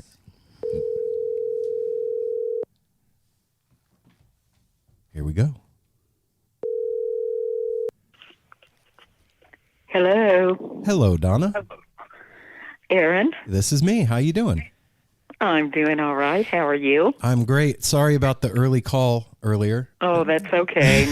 No worries. Time is relative, right? Yeah, these time zone things. I have 2 others here with me that are co-hosts of No Simple Road. I want them to introduce themselves. Hi, Donna. This is Mel. Thanks for being on the show. Well, I'm glad to be on it. Thank you. And then you got the third one here. This is Apple, and it is an absolute pleasure to have you on today, Donna. Well, thank you very much. Nice to be with you guys. Yeah, Donna, I got to just say right off the bat a thank you from all of us for 30 plus years of my life and you being involved in it in a very significant way. So thank you for what you've done for us. Well, you're absolutely welcome. Does that ever is that weird when you hear something like that from somebody like that what you've done has impacted their life and made a difference like that? Well, it's always nice to hear that you've done something that's not bad for people. For sure. No, seriously, it's an honor and a privilege, to have some kind of positive impact on somebody's life.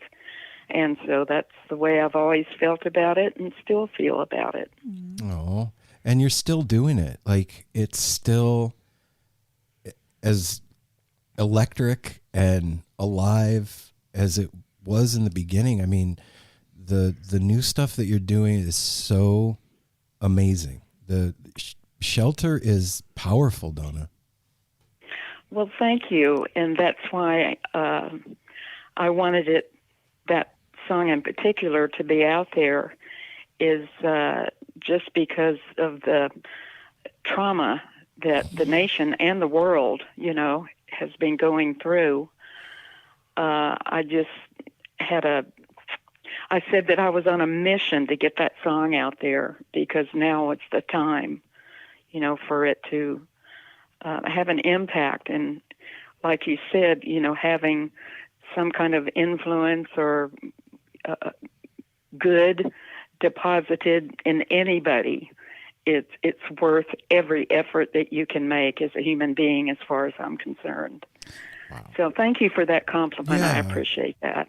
So Donna, what do you think about how old is Shelter for you, like when you first originally recorded it? Jeff Mattson and I wrote that song in 2007. And even at that time, I wrote it because there was some kind of unrest, and I don't even remember what that was today, but it was some unrest that was happening somewhere outside of America, in a foreign country, is where the imagery, for some of that came. And so when I thought about it in this day and age, I thought, man, this is something that's happening to us right now, even more so because it's happening in our country.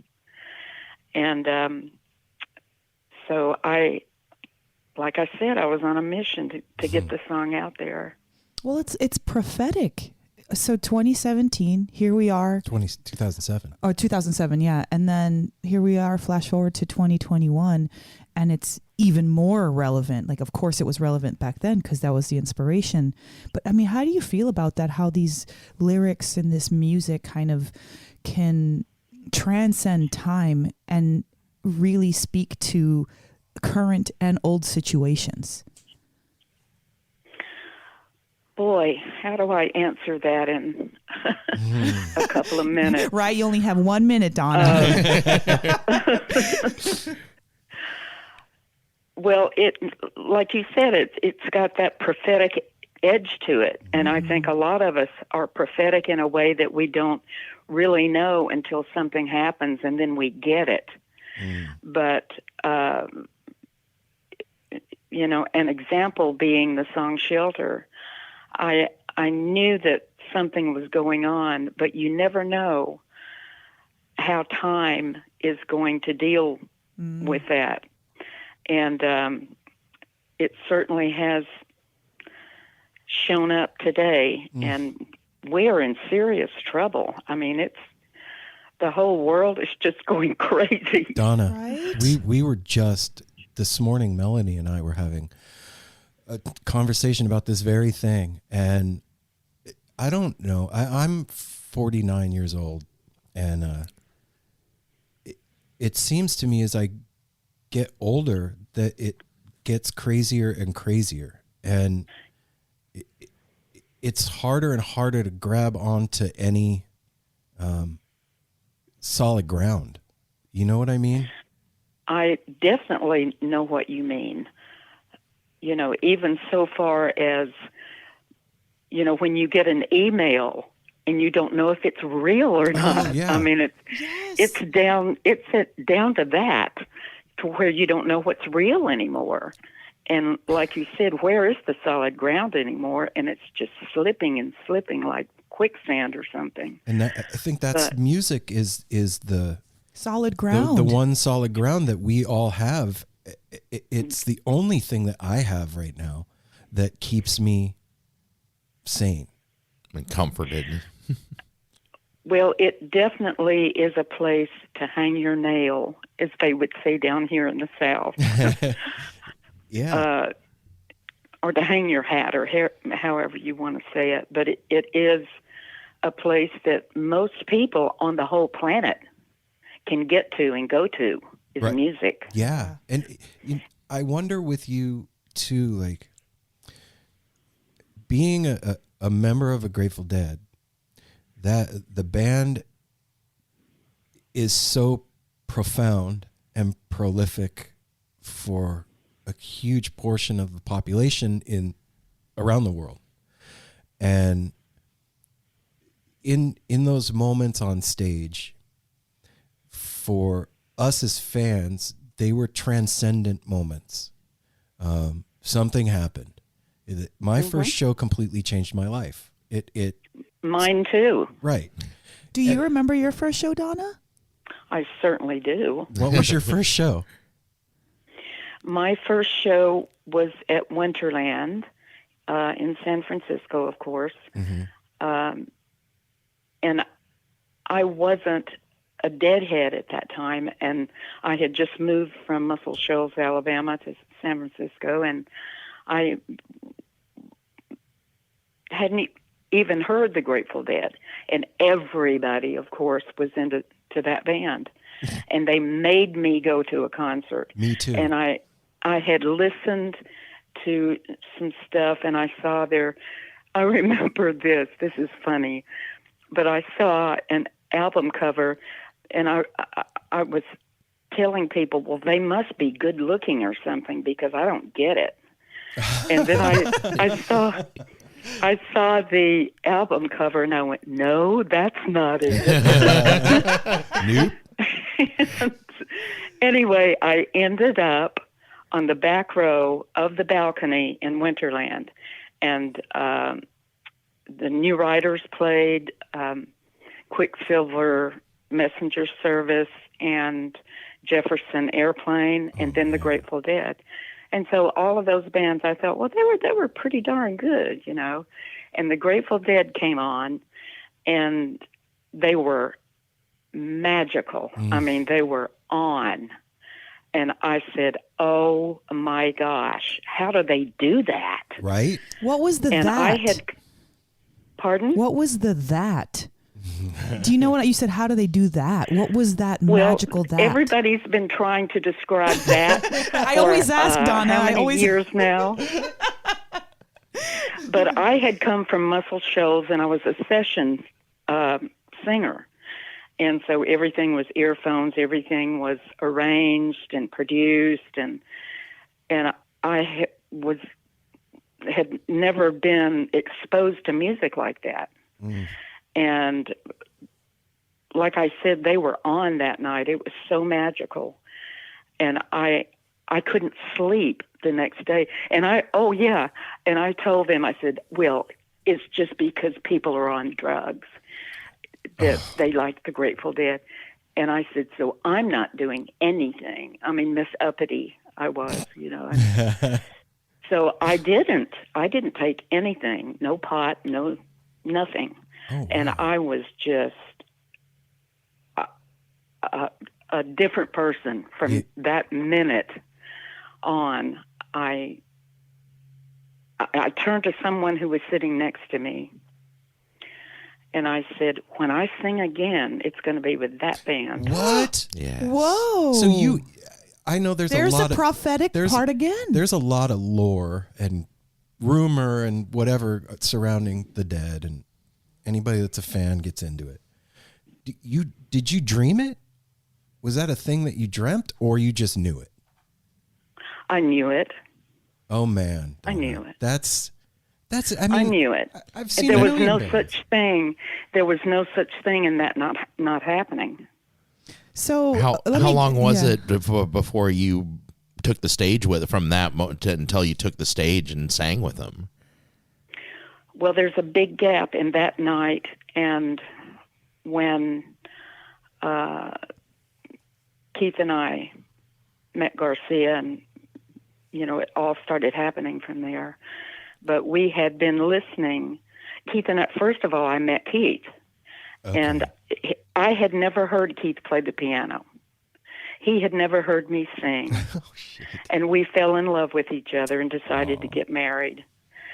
And then that's when I heard him play.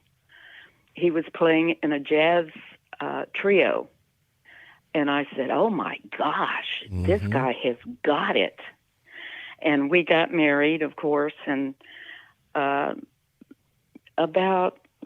was less than a year later, and I came home one day and I said, let's listen to some Grateful Dead, because by that time we were just solidly, that's all we listened to was the Grateful Dead. And I said, let's listen to some Grateful Dead. And Keith said, I don't want to listen to it anymore. I want to play it. Oh, shit. And I said, okay, well, let's go get in the band. Wow. Just that simply, my gosh. So, okay. And what the hell? That's crazy. And so we looked in the newspaper and found out that the Garcia band was playing in San Francisco at this old club. And Keith and I went, and we were sitting at a table that was very close to when the guys went off stage for a break, that I was close enough to Garcia that I just tapped him on the shoulder and I said, my husband and I have something we want to talk to you about. And he just looked at me real funny, and he said, okay, we'll come backstage and we'll talk. And Keith and I were too afraid to go backstage. And so we just sat there at our table, and a few minutes later, Garcia came from backstage and sat down right next to us at our table. Wow. He knew too. And he did. Mm-hmm. And I said, well, I need your home telephone number so that Keith and I, so that I can call you and set up a time to where we can come and rehearse with the band. And so he gave me his home telephone number. And also the Grateful Dead's, their central line. Right. And I said, okay, I won't call your home number unless I can't get you through the other way. And so I would call the Grateful Dead office, and I would say, this is Donna Godchaux, and Jerry asked me to call, and they never gave him the message. And so I called him at home, and he said, okay, well, we're having Grateful Dead rehearsal on Sunday, and told me where. And Keith and I went, and the band had forgotten to tell him that rehearsal had been called off. And so it was just Garcia and Keith and me. And so Keith and Garcia played, and it was just magical. And so Garcia got on the phone and called Kreutzmann, and Kreutzmann came down. And it was just happening. And so Grateful Dead rehearsal full on was the next day on the Monday. And we came to rehearsal, and Bobby would tell you even today that they tried to trick Keith up and just lay some stuff down that he couldn't possibly know where they were going. Right. And couldn't trip him up. And so Monday afternoon, Keith was in the band. Oh, wow, Donna. And they actually asked me to be in the band at the same time. And I said, I want Keith to get to do it first. And so I laid back for a couple of tours, and that's why Keith began playing with them in October of '71. And I didn't start singing with them until New Year's Eve of 71. And then it was off to Europe. Okay, I got to ask you something. So we have a common understanding that the music is magic, and it did something to us and for us, right? Yeah. And you knew what was up. Like you went and joined the band. And so New Year's Eve rolls around, and now it's your time to get up on that stage. And that thing starts happening with you standing in the middle of it. What do you do? Like, you're a conduit at that point for that thing to happen. Well, I could answer that on a bunch of different levels, but Yeah. I will start with all the singing that I did professionally from when I was 16 until I got to California was in the studio. I was a studio rat, studio singer, and I had never been on stage before. Oh, God. I had never sang in a nightclub. I just had never done anything like that. It was all the studio work that I did around Muscle Shoals in Memphis. And so when I got on stage with the Grateful Dead, number one, I had never been on stage before. Number two, here was this audience, and all of a sudden this chick is on stage with their guys. You know, and so it was a little bit nerve-wracking, I guess you could say. So I don't quite remember how I got through it, but somehow I did. But it was still the Grateful Dead, and it was still, and I was just cutting my little teeth on it, you know, just, okay, this is how it feels up here. Wow. And it was, you know, one of the most amazing nights of my life. Wow. I can't even grasp that. Like, You're not shy, are you, Donna? I mean, asking for his phone number, knowing that you're supposed to be part of it more than just an onlooker. Do you recognize that you have that intuitive nature in you, or is that something that you just kind of go in with the flow? I've always had that. Okay. That kind of thing. It's like when you see it and you know that you know that you know, there's nothing else. Yeah. And so whatever is standing in the way is just piddly. wow. Yeah. That's so sweet that you held back on performing with them to let Keith get his, whatever, his bearings or his, yeah.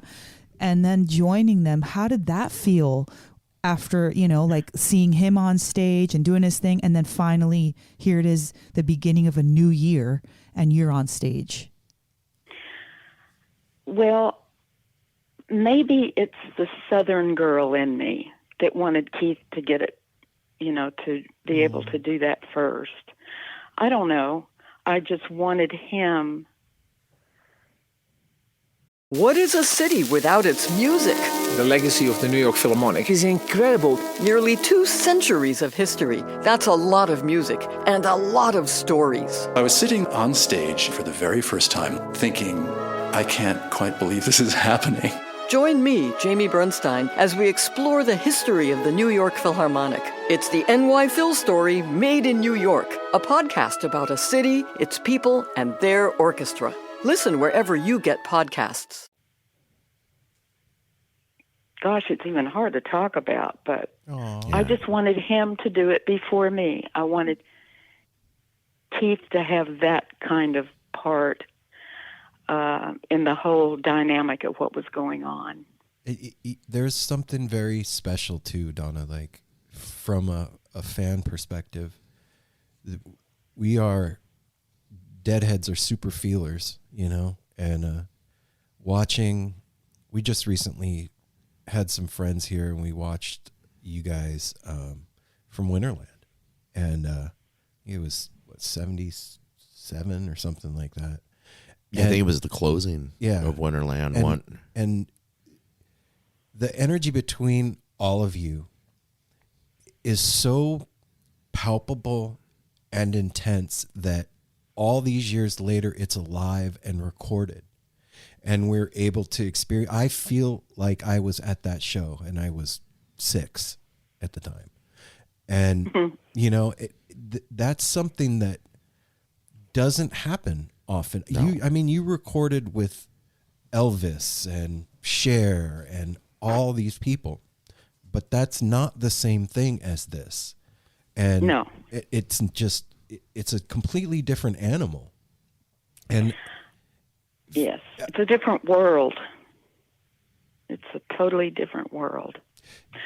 But I always say that if you want to be a good musician, a good singer, or whatever, you have to be, first of all, a good listener.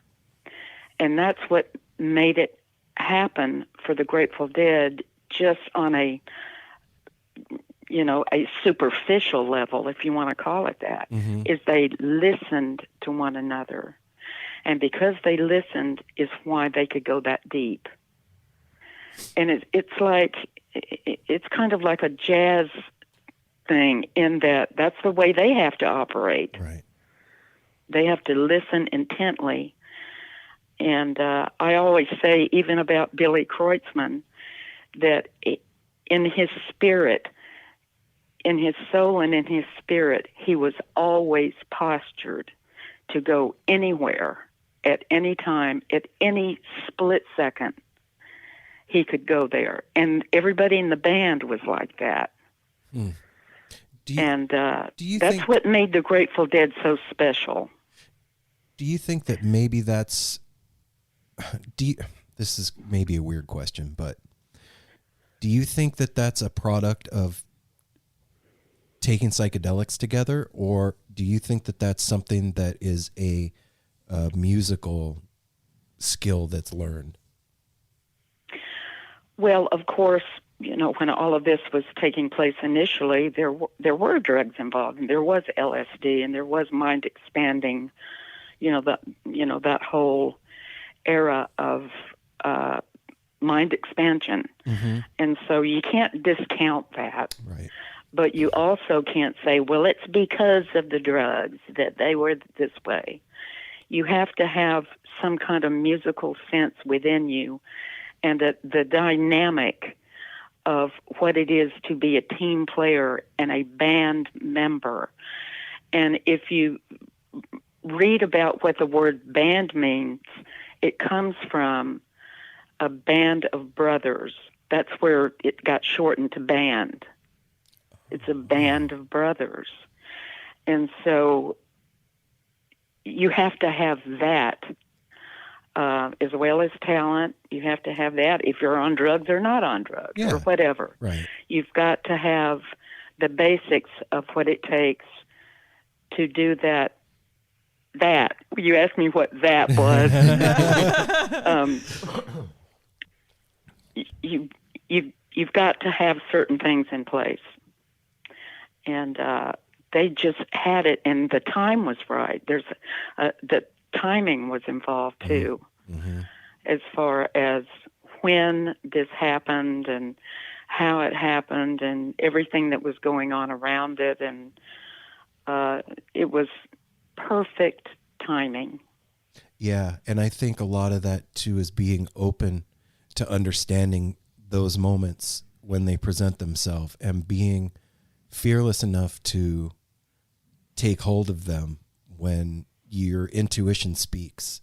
And also, I think what you're saying too is there was nobody that was trying to be the star of the show. Everybody was listening to everybody else and allowing space for everybody to do their thing in the way they did it. That's absolutely true. And I remember we were playing. I believe it was a Winterland show, and Grace Slick was there, and we were both next to each other off stage, and it was a song that I was not singing on. And Grace she had an edge on her. Yeah. And I was new in the band, and and she was like the queen of the San Francisco scene, and she was one of my idols. I mean, I just loved Grace Slick's voice. Anyway, so we were standing next to one another, and she said, well, then why aren't you singing right now? And I said, because I don't want to, Grace.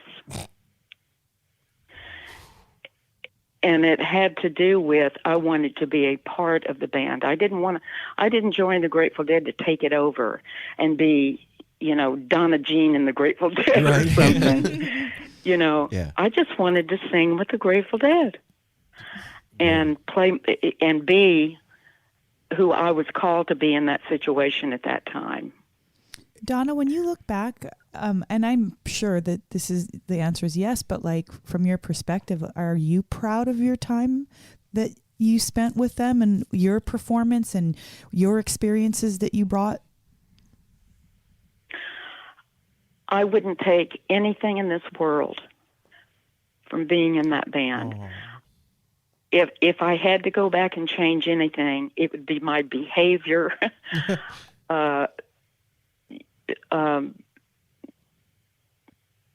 That had a lot to do with a lot. When you're on the road with your husband 24 hours a day, and it's this huge scene like the Grateful Dead, it's intense. I'll bet. And as well, they were so loud and, just so intense that it was very, very hard for me to hear myself on stage. Mm-hmm. I was right in front of the drums always, and the sound system was huge, and especially when you get into the wall of sound.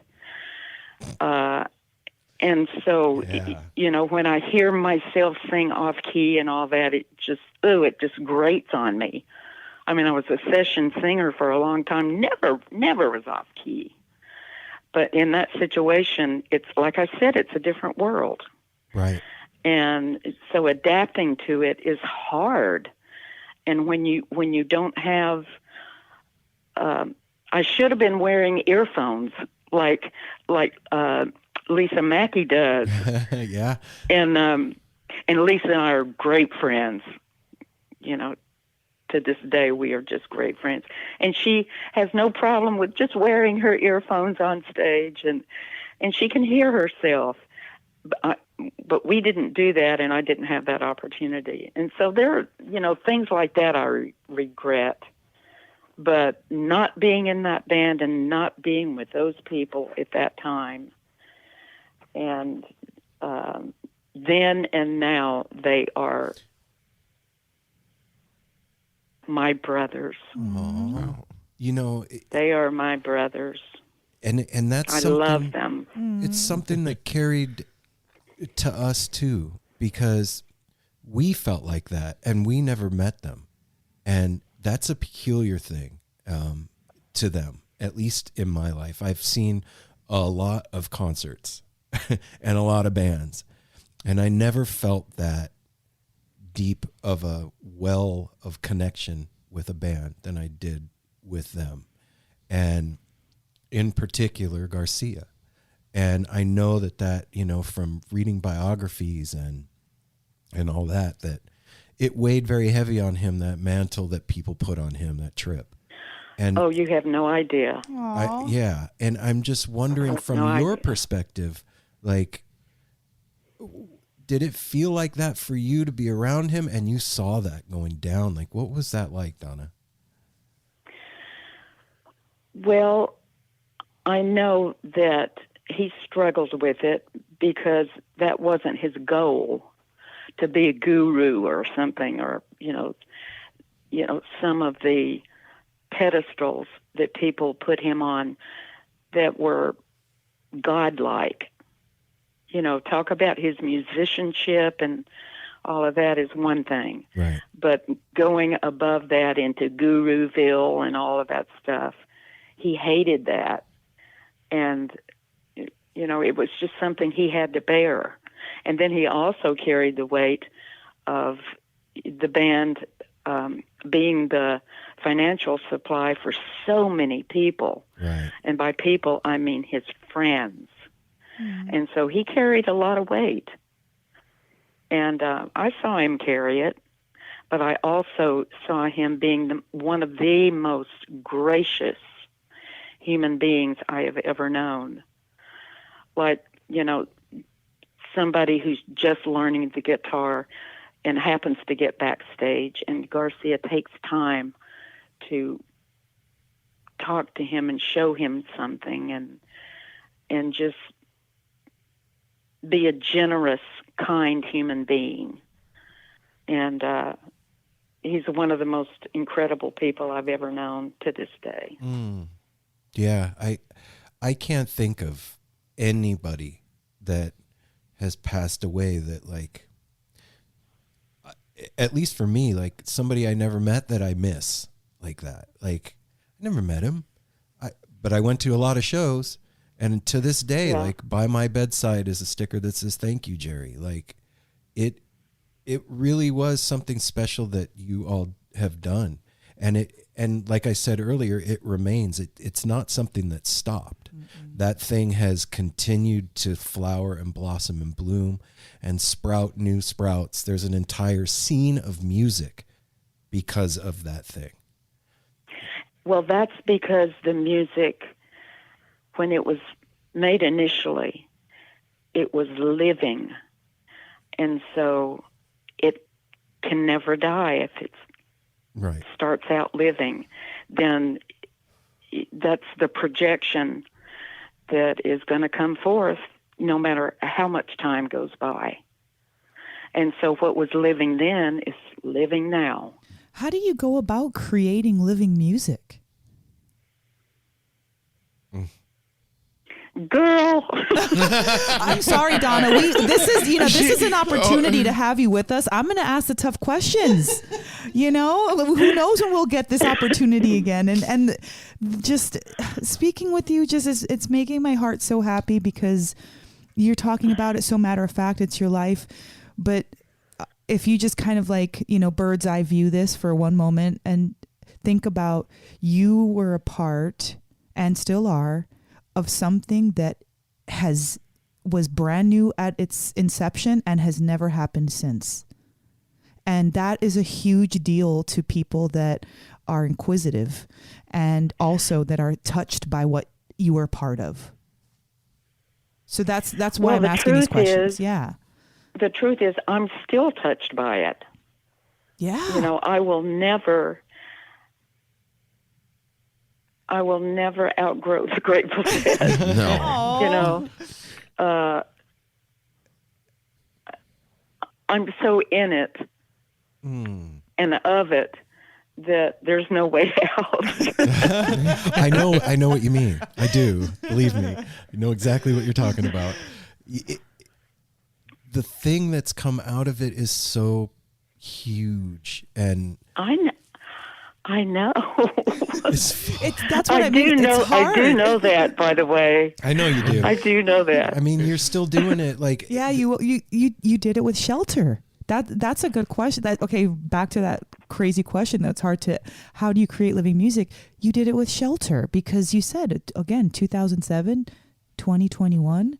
It's more relevant now. That means its spirit didn't alive. Like exactly. It didn't go away. It is spirit, and it's alive. When you ask me how do you do that, you know, make something alive, that's exactly how you do it. Okay. You know, that's what I've been talking about the whole darn time, you guys. Yeah, I know. I'm trying to get it one way, the Donna. other way, the back, the front, the side.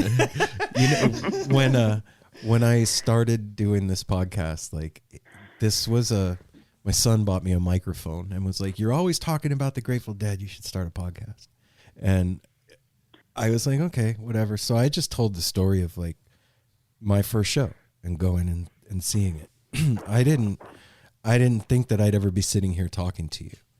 And the same, it's very odd to me that like, it's the same thing for you. You went to a show and you knew you were going to do that thing and be in the band. And this thing that we're talking around the outside of it has a predilection to facilitating dreams. And oh yeah. And that's not a common thing in the world that we live in, Donna. Like it's that is missing in a lot of sectors. I know. And I want to address another aspect that not only in the music, but in Robert Hunter's lyrics, Mm-hmm. how I'm sure you've noticed that he doesn't take anything and make it one thing. Mm-mm. He created and crafted the words that you can make them your own and whatever you need them to be for you. Isn't that true? Yeah, oh my yes, yes. absolutely. It reminds me of like, I'm going to use a strange correlation, but it reminds me of the Bible in a lot of ways, because that it can change by your perception and perspective.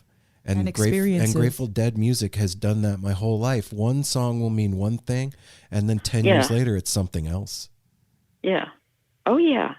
And that's a very spiritual thing to be able to accomplish, when you're a songwriter, to where something has that kind of longevity in how far it can go, Right. And how long it can go. and that kind of medicine too. That's medicine. Like Of course it is. nuts. Yeah, speaking to someone and no one all at the same time. Like it's very specific to you when you hear it, but then it's also for everyone else.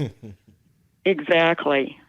And that's spirit. That's big. Yeah, it's huge. That's really big. It's huge. I've like I said, I've been to a lot of concerts. Nothing made me go sell all my shit and buy a school bus. Like the Grateful Dead did that. I went home from that show and sold everything and bought a bus. I want to be part of this thing. I'm going. And all these years later, here we are, and we're in 2021, and the world is nuts. And you put out a song that is medicine. And I'm just curious, like, have you always felt like you're somebody that is supposed to be doing that, bringing medicine to people in that way? I don't consciously think like that, but I believe that that's true. That's beautiful. That, it's like we were saying earlier. That's powerful, Donna. there's That's super powerful. there's so little to grab onto now, and creating anything for people to connect with that's real is Yeah. so necessary and huge for all of us.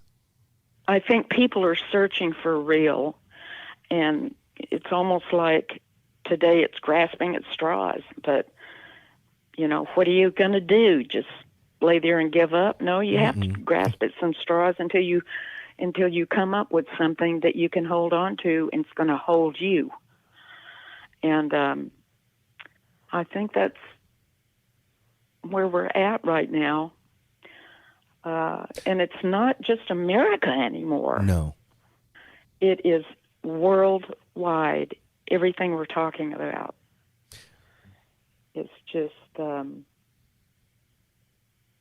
we need an anchor. We do. And I really think that there's consciously, like with consciousness, there's something going on a really deep, profound level with the nature of our just aliveness, being alive on the planet.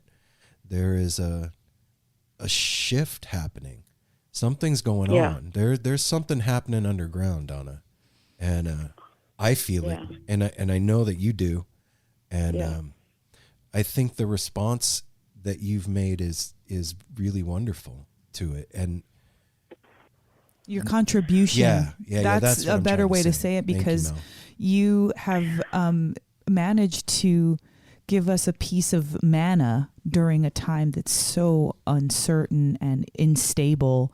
And, we can't project what will happen. We can't imagine what will happen. But these little morsels, these little nuggets that the Dead and now you and the Tricksters have given us, it's another avenue that we can find shelter. Like, for real. Well, I was going to say, in the search for something to hold on to, shelter for the soul. And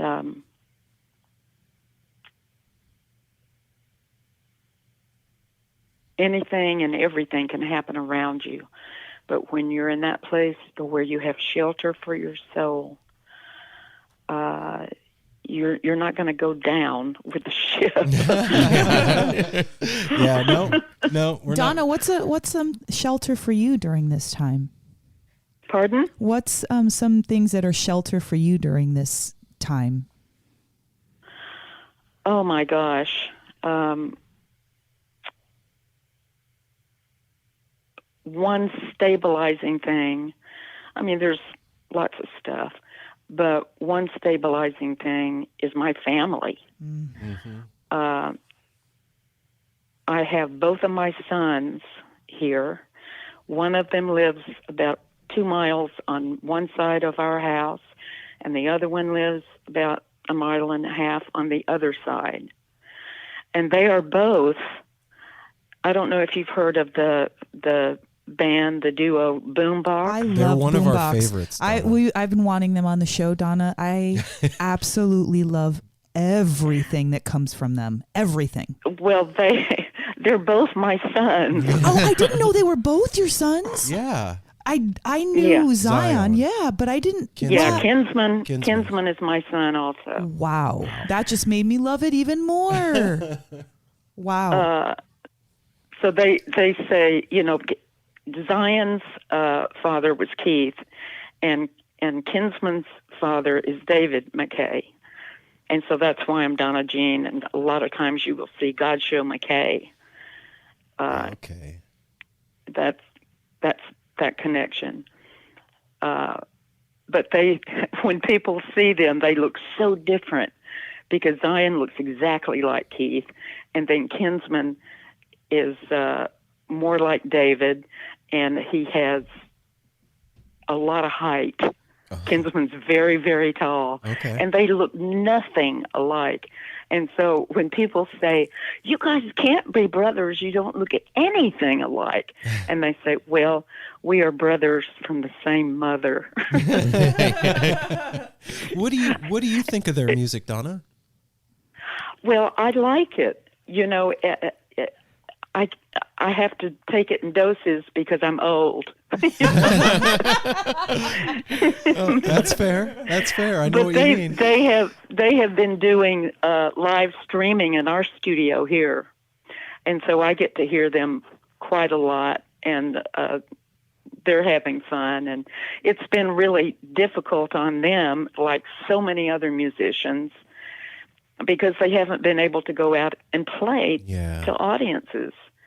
And, audience feedback is so important to a musician. And so what they have been doing is continuing during this pandemic and everything is to write music and just write and not settle down anywhere, to onward and upward. Yeah. And so they've been writing music and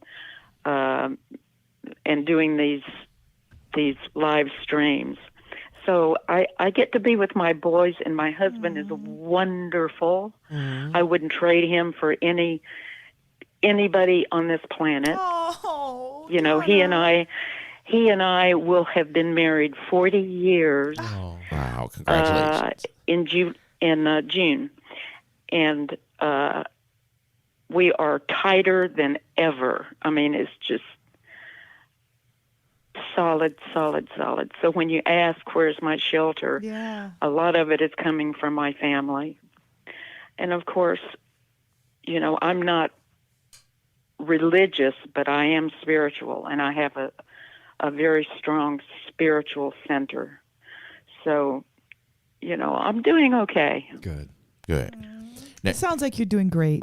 I'm curious about something. We've obviously, we all love the Grateful Dead, but I'm curious about Donna, the early years. Like, obviously you've passed on the musical gene to your sons and everything. Where did you were born in Muscle Shoals, so it's kind of like you were born into music. Where was it? Did it run in the family and passed on to you through family? Not really. My dad played a little guitar, and he and his sister sang in Texas a little bit, but nothing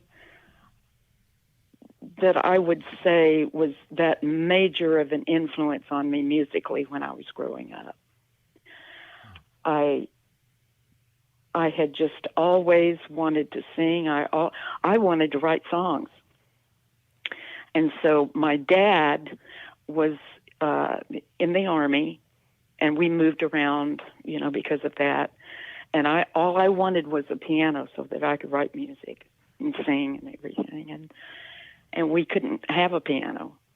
And so I would just cry and cry. And this is when I was 6 years old. Oh. And cry to my mother that I wanted a musical instrument, and my mother, bless her precious little heart, she got out our drinking glasses, just tumblers, and set them out on the table and put different levels of water in each one. Oh, wow. So that when I struck one of the glasses with a spoon, it made a different tone than the others. And I sat there and wrote little songs on those glasses. Oh, she made you an instrument.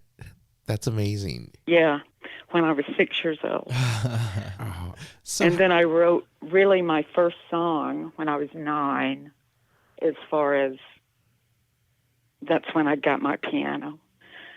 And then, this is crazy, I wrote a song about my boyfriend when I was 12. I want to hear it. and I played piano and sung it on TV in a talent contest, and I won the talent contest. Oh, wow. At 12 years old, I'm singing about how I love this boy. Oh, that's amazing. Oh, gosh. So how did you get to sing with Elvis? Well, our background group had already sung on a bunch of records, bunch of stuff. And Elvis was recording in Memphis.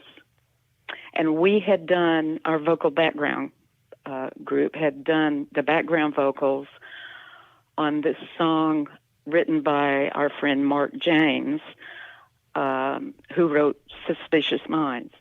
And so Elvis was in the studio in Memphis, and he was walking around, and Mark had an office there at American Sound Studio.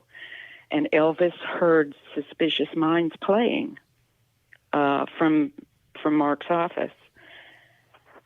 And so and this was very unusual because Colonel Parker would not let him record anything that they didn't publish. And so Elvis had a terrible life in that way. But anyway, he heard Suspicious Minds, and he said, I want that song, and I want those girls. Wow. Oh, wow. And so we got a telephone call that Elvis wanted us to sing on his album. You what? Okay. So fortunate. Like, obviously talented. That goes without saying, but like, there's a lot of talented people out there that don't ever get a shot. You seem to have luck. Yeah, have luck. Thank you, babe. Well, let's put it this way. My brother says that I am the Forrest Gump of rock and roll. There's the name of the. Oh my gosh! Oh my gosh. Oh wow. That's funny. Because I've been just ended up in the right place at the right time. Yeah, Right place at the right time. You got a That's lot of important. chutzpah too. Yeah. Like, you've got a lot of gumption to be able to just tell Garcia, "Hey, by the way, I'm gonna come to your practice with the Grateful Dead, man. Don't worry about it." Yeah, give me your home phone number. I got it under control. It's fine. Yeah, I'm gonna try It's that with amazing. Dead and Company when I go see them next time. And so, Donna, we also heard another thing. What about Bob Marley? Do you have any stories about that? No. Keith and I went to see Bob Marley and the Wailers once in Berkeley, but I was never around him. Oh, I was okay. never around Bob Marley. Okay. We heard a story that he was going to open for the Grateful Dead, and it never happened. So we were wondering. Well, that could possibly be. That could possibly be. All right. I didn't know about that, but Well, I wouldn't doubt it. Yeah, I'm curious about something else because this interview happened because of a very near dear friend to you and us, Dennis McNally. It's one thing about the Grateful Dead too that is just it's unprecedented with any other band is the goodness of the people they were surrounded by. We've had Big Steve on the show. Dennis, we had the pleasure of meeting at Skull and Roses in 2019. And him and Susanna, meeting them both was another kind of milestone for us. And it almost kind of tears me up to think he was so supportive of us from the beginning. And here we are years later. And him and Aaron chat all the time. And he constantly sends us people to talk to and everything. I'm just wondering, obviously that's a very special relationship to you too. I'm just wondering if you have anything to tell us about Dennis. Well, I met Dennis when he was interviewing me in 1980 was the first time that I met Dennis. And just gradually we have come to know one another. And today we're extremely close. I love Dennis and his wife, Susanna. And he is a unique person. Yes. He's very capable. He's very understanding, but he's very driven. I mean, he's got his way of doing things that he likes to do, and they're right. You know, he's on it. You know, Dennis is a go-getting person, and he has been very wonderful to the Grateful Dead and for the Grateful Dead. And personally, for me, he has just been a champion, a principal among men. Oh, Yes, that's sweet. Yeah, I have to agree with you 100%. Yeah. And He's a good guy. a good egg, as they say. He's a good egg. Yeah, he's a good egg. Donna, I know I started this off by saying thank you, but I hope you understand like the depths of that from us, what that means. Like it's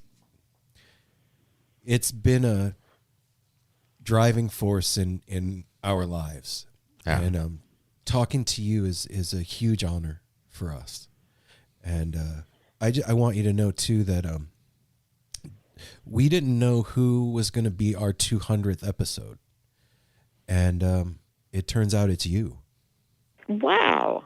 Well, I am honored. Yeah. That's a milestone for and us. I do understand.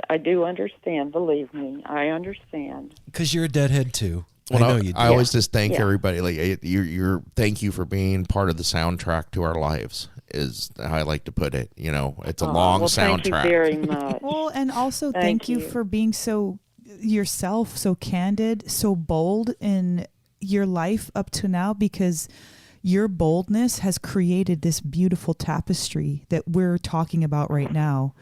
And then you went and had two amazing sons, and they're blessing people as well. And just again, a plain and simple thank you for taking the time, for being a sweetheart, for bringing your talents out, for giving us a piece of manna in the form of shelter, and just for being a part of our lives.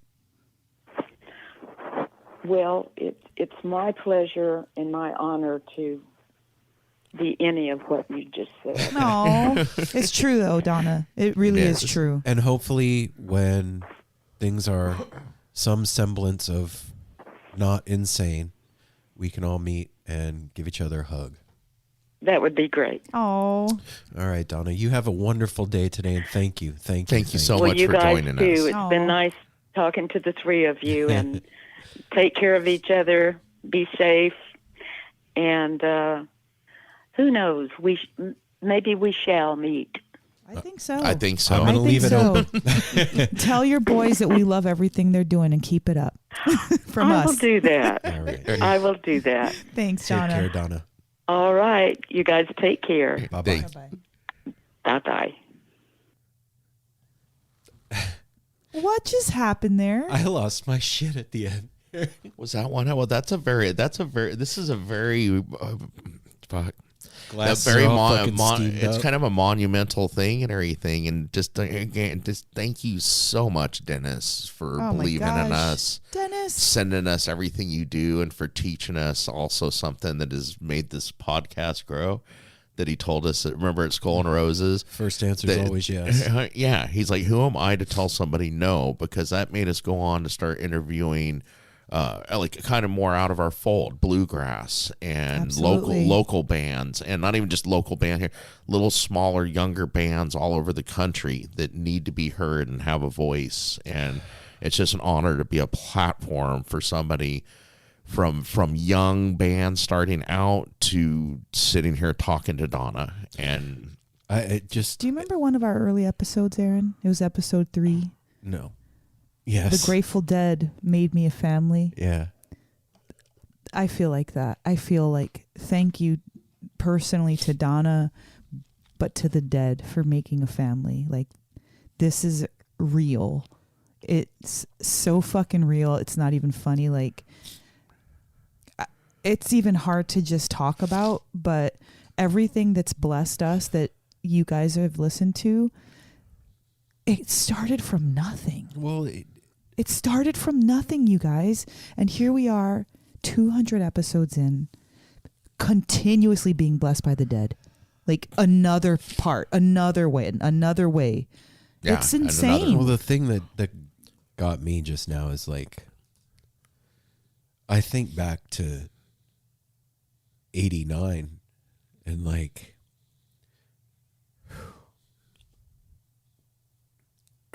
walking into that show and what happened, and then like everything in between to now, and just being a part of that is so huge for me, like so big. And I know it can seem silly, and yeah, it's just a band. It just feels silly to somebody else. You can always minimize things. You can always minimize something. Oh, it wasn't that big of a deal, but this is a big deal.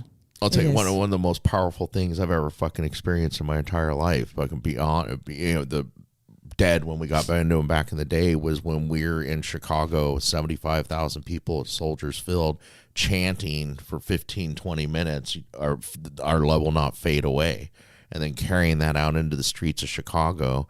And then the resurgence of music that came after that after that happened. We're still seeing it. We talk about it all the time.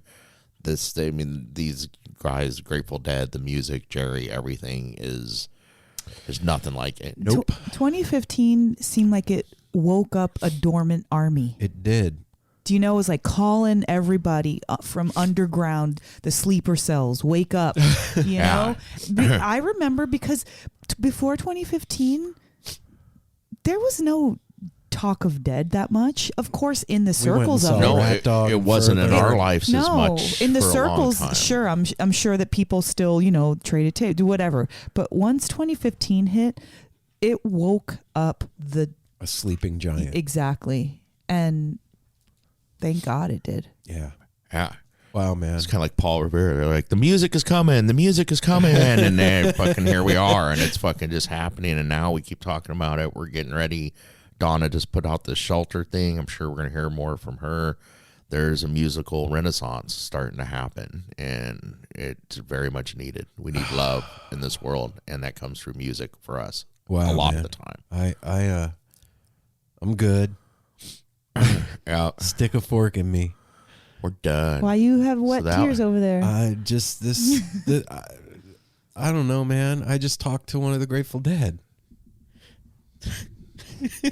And after hearing her story, that was amazing. I mean, we've read stuff and heard stuff, but hearing her tell her story about that, she walked up to Jerry, was like, give me your fucking home phone number. I'm going to be in the band. Me and Keith are going to be in the band. No, Keith, you go first. I'll and wait. after first discovering him, and that the boldness of like, you know what? Because everybody's thought that, even we have, even now sometimes we're like, was it the drugs? It's Well- like, she's like, I'm Yes going and no. stone cold sober, and the band was the drug. And that Think fucking about, we were talking about Jamal earlier, before, not in this episode, but earlier. Jamel. Mel. And even he didn't need drugs for this. This is beyond getting high.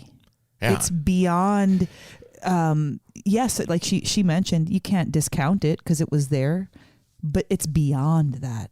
It's bigger than that. It's its own magic. It doesn't need the other things to make it magical. It already is magical. Yeah. I'm not even going to say anything stupid. I'm a fucking mess. Yeah. Aaron's got snot. He's So tearing up. everybody, stay tuned. There's going to be more things coming. This was So much very more. special, very honorable. Again, thank you, Dennis, for believing in Thank us you, Dennis. and doing what you do for us and allowing us to do for you. And thanks, we Donna. love you. Thank you for gracing us with your wonderful, magical presence on the show and sharing a little bit about your beautiful life and the tapestry that you wove into our culture. Your boldness. Hell yeah. We love you all. See Love you you. soon. Peace.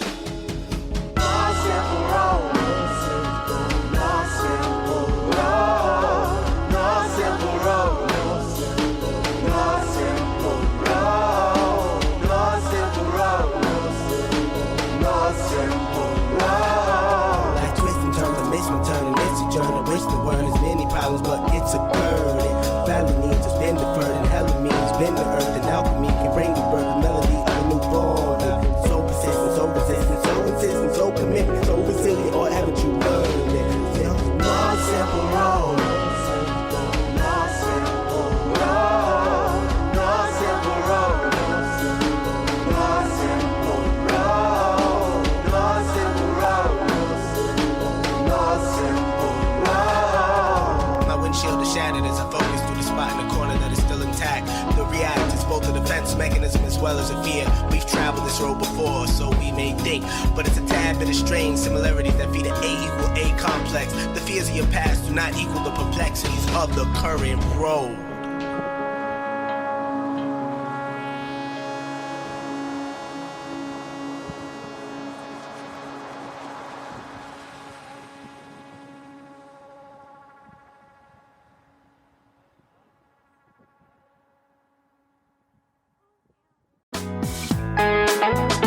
Hey listeners, I want to tell you about the April-May 2023 issue of Relics magazine. Features a Dave Matthews Band cover story with additional articles and interviews with The National, Graham Nash, Wayne Shorter, ALO, Ivan Neville, our friend Eric Krasno and Stanton Moore, Marty Stewart, and much more. Check out the latest version of Relics and subscribe now at relics.com/DMB. Thanks, Relics.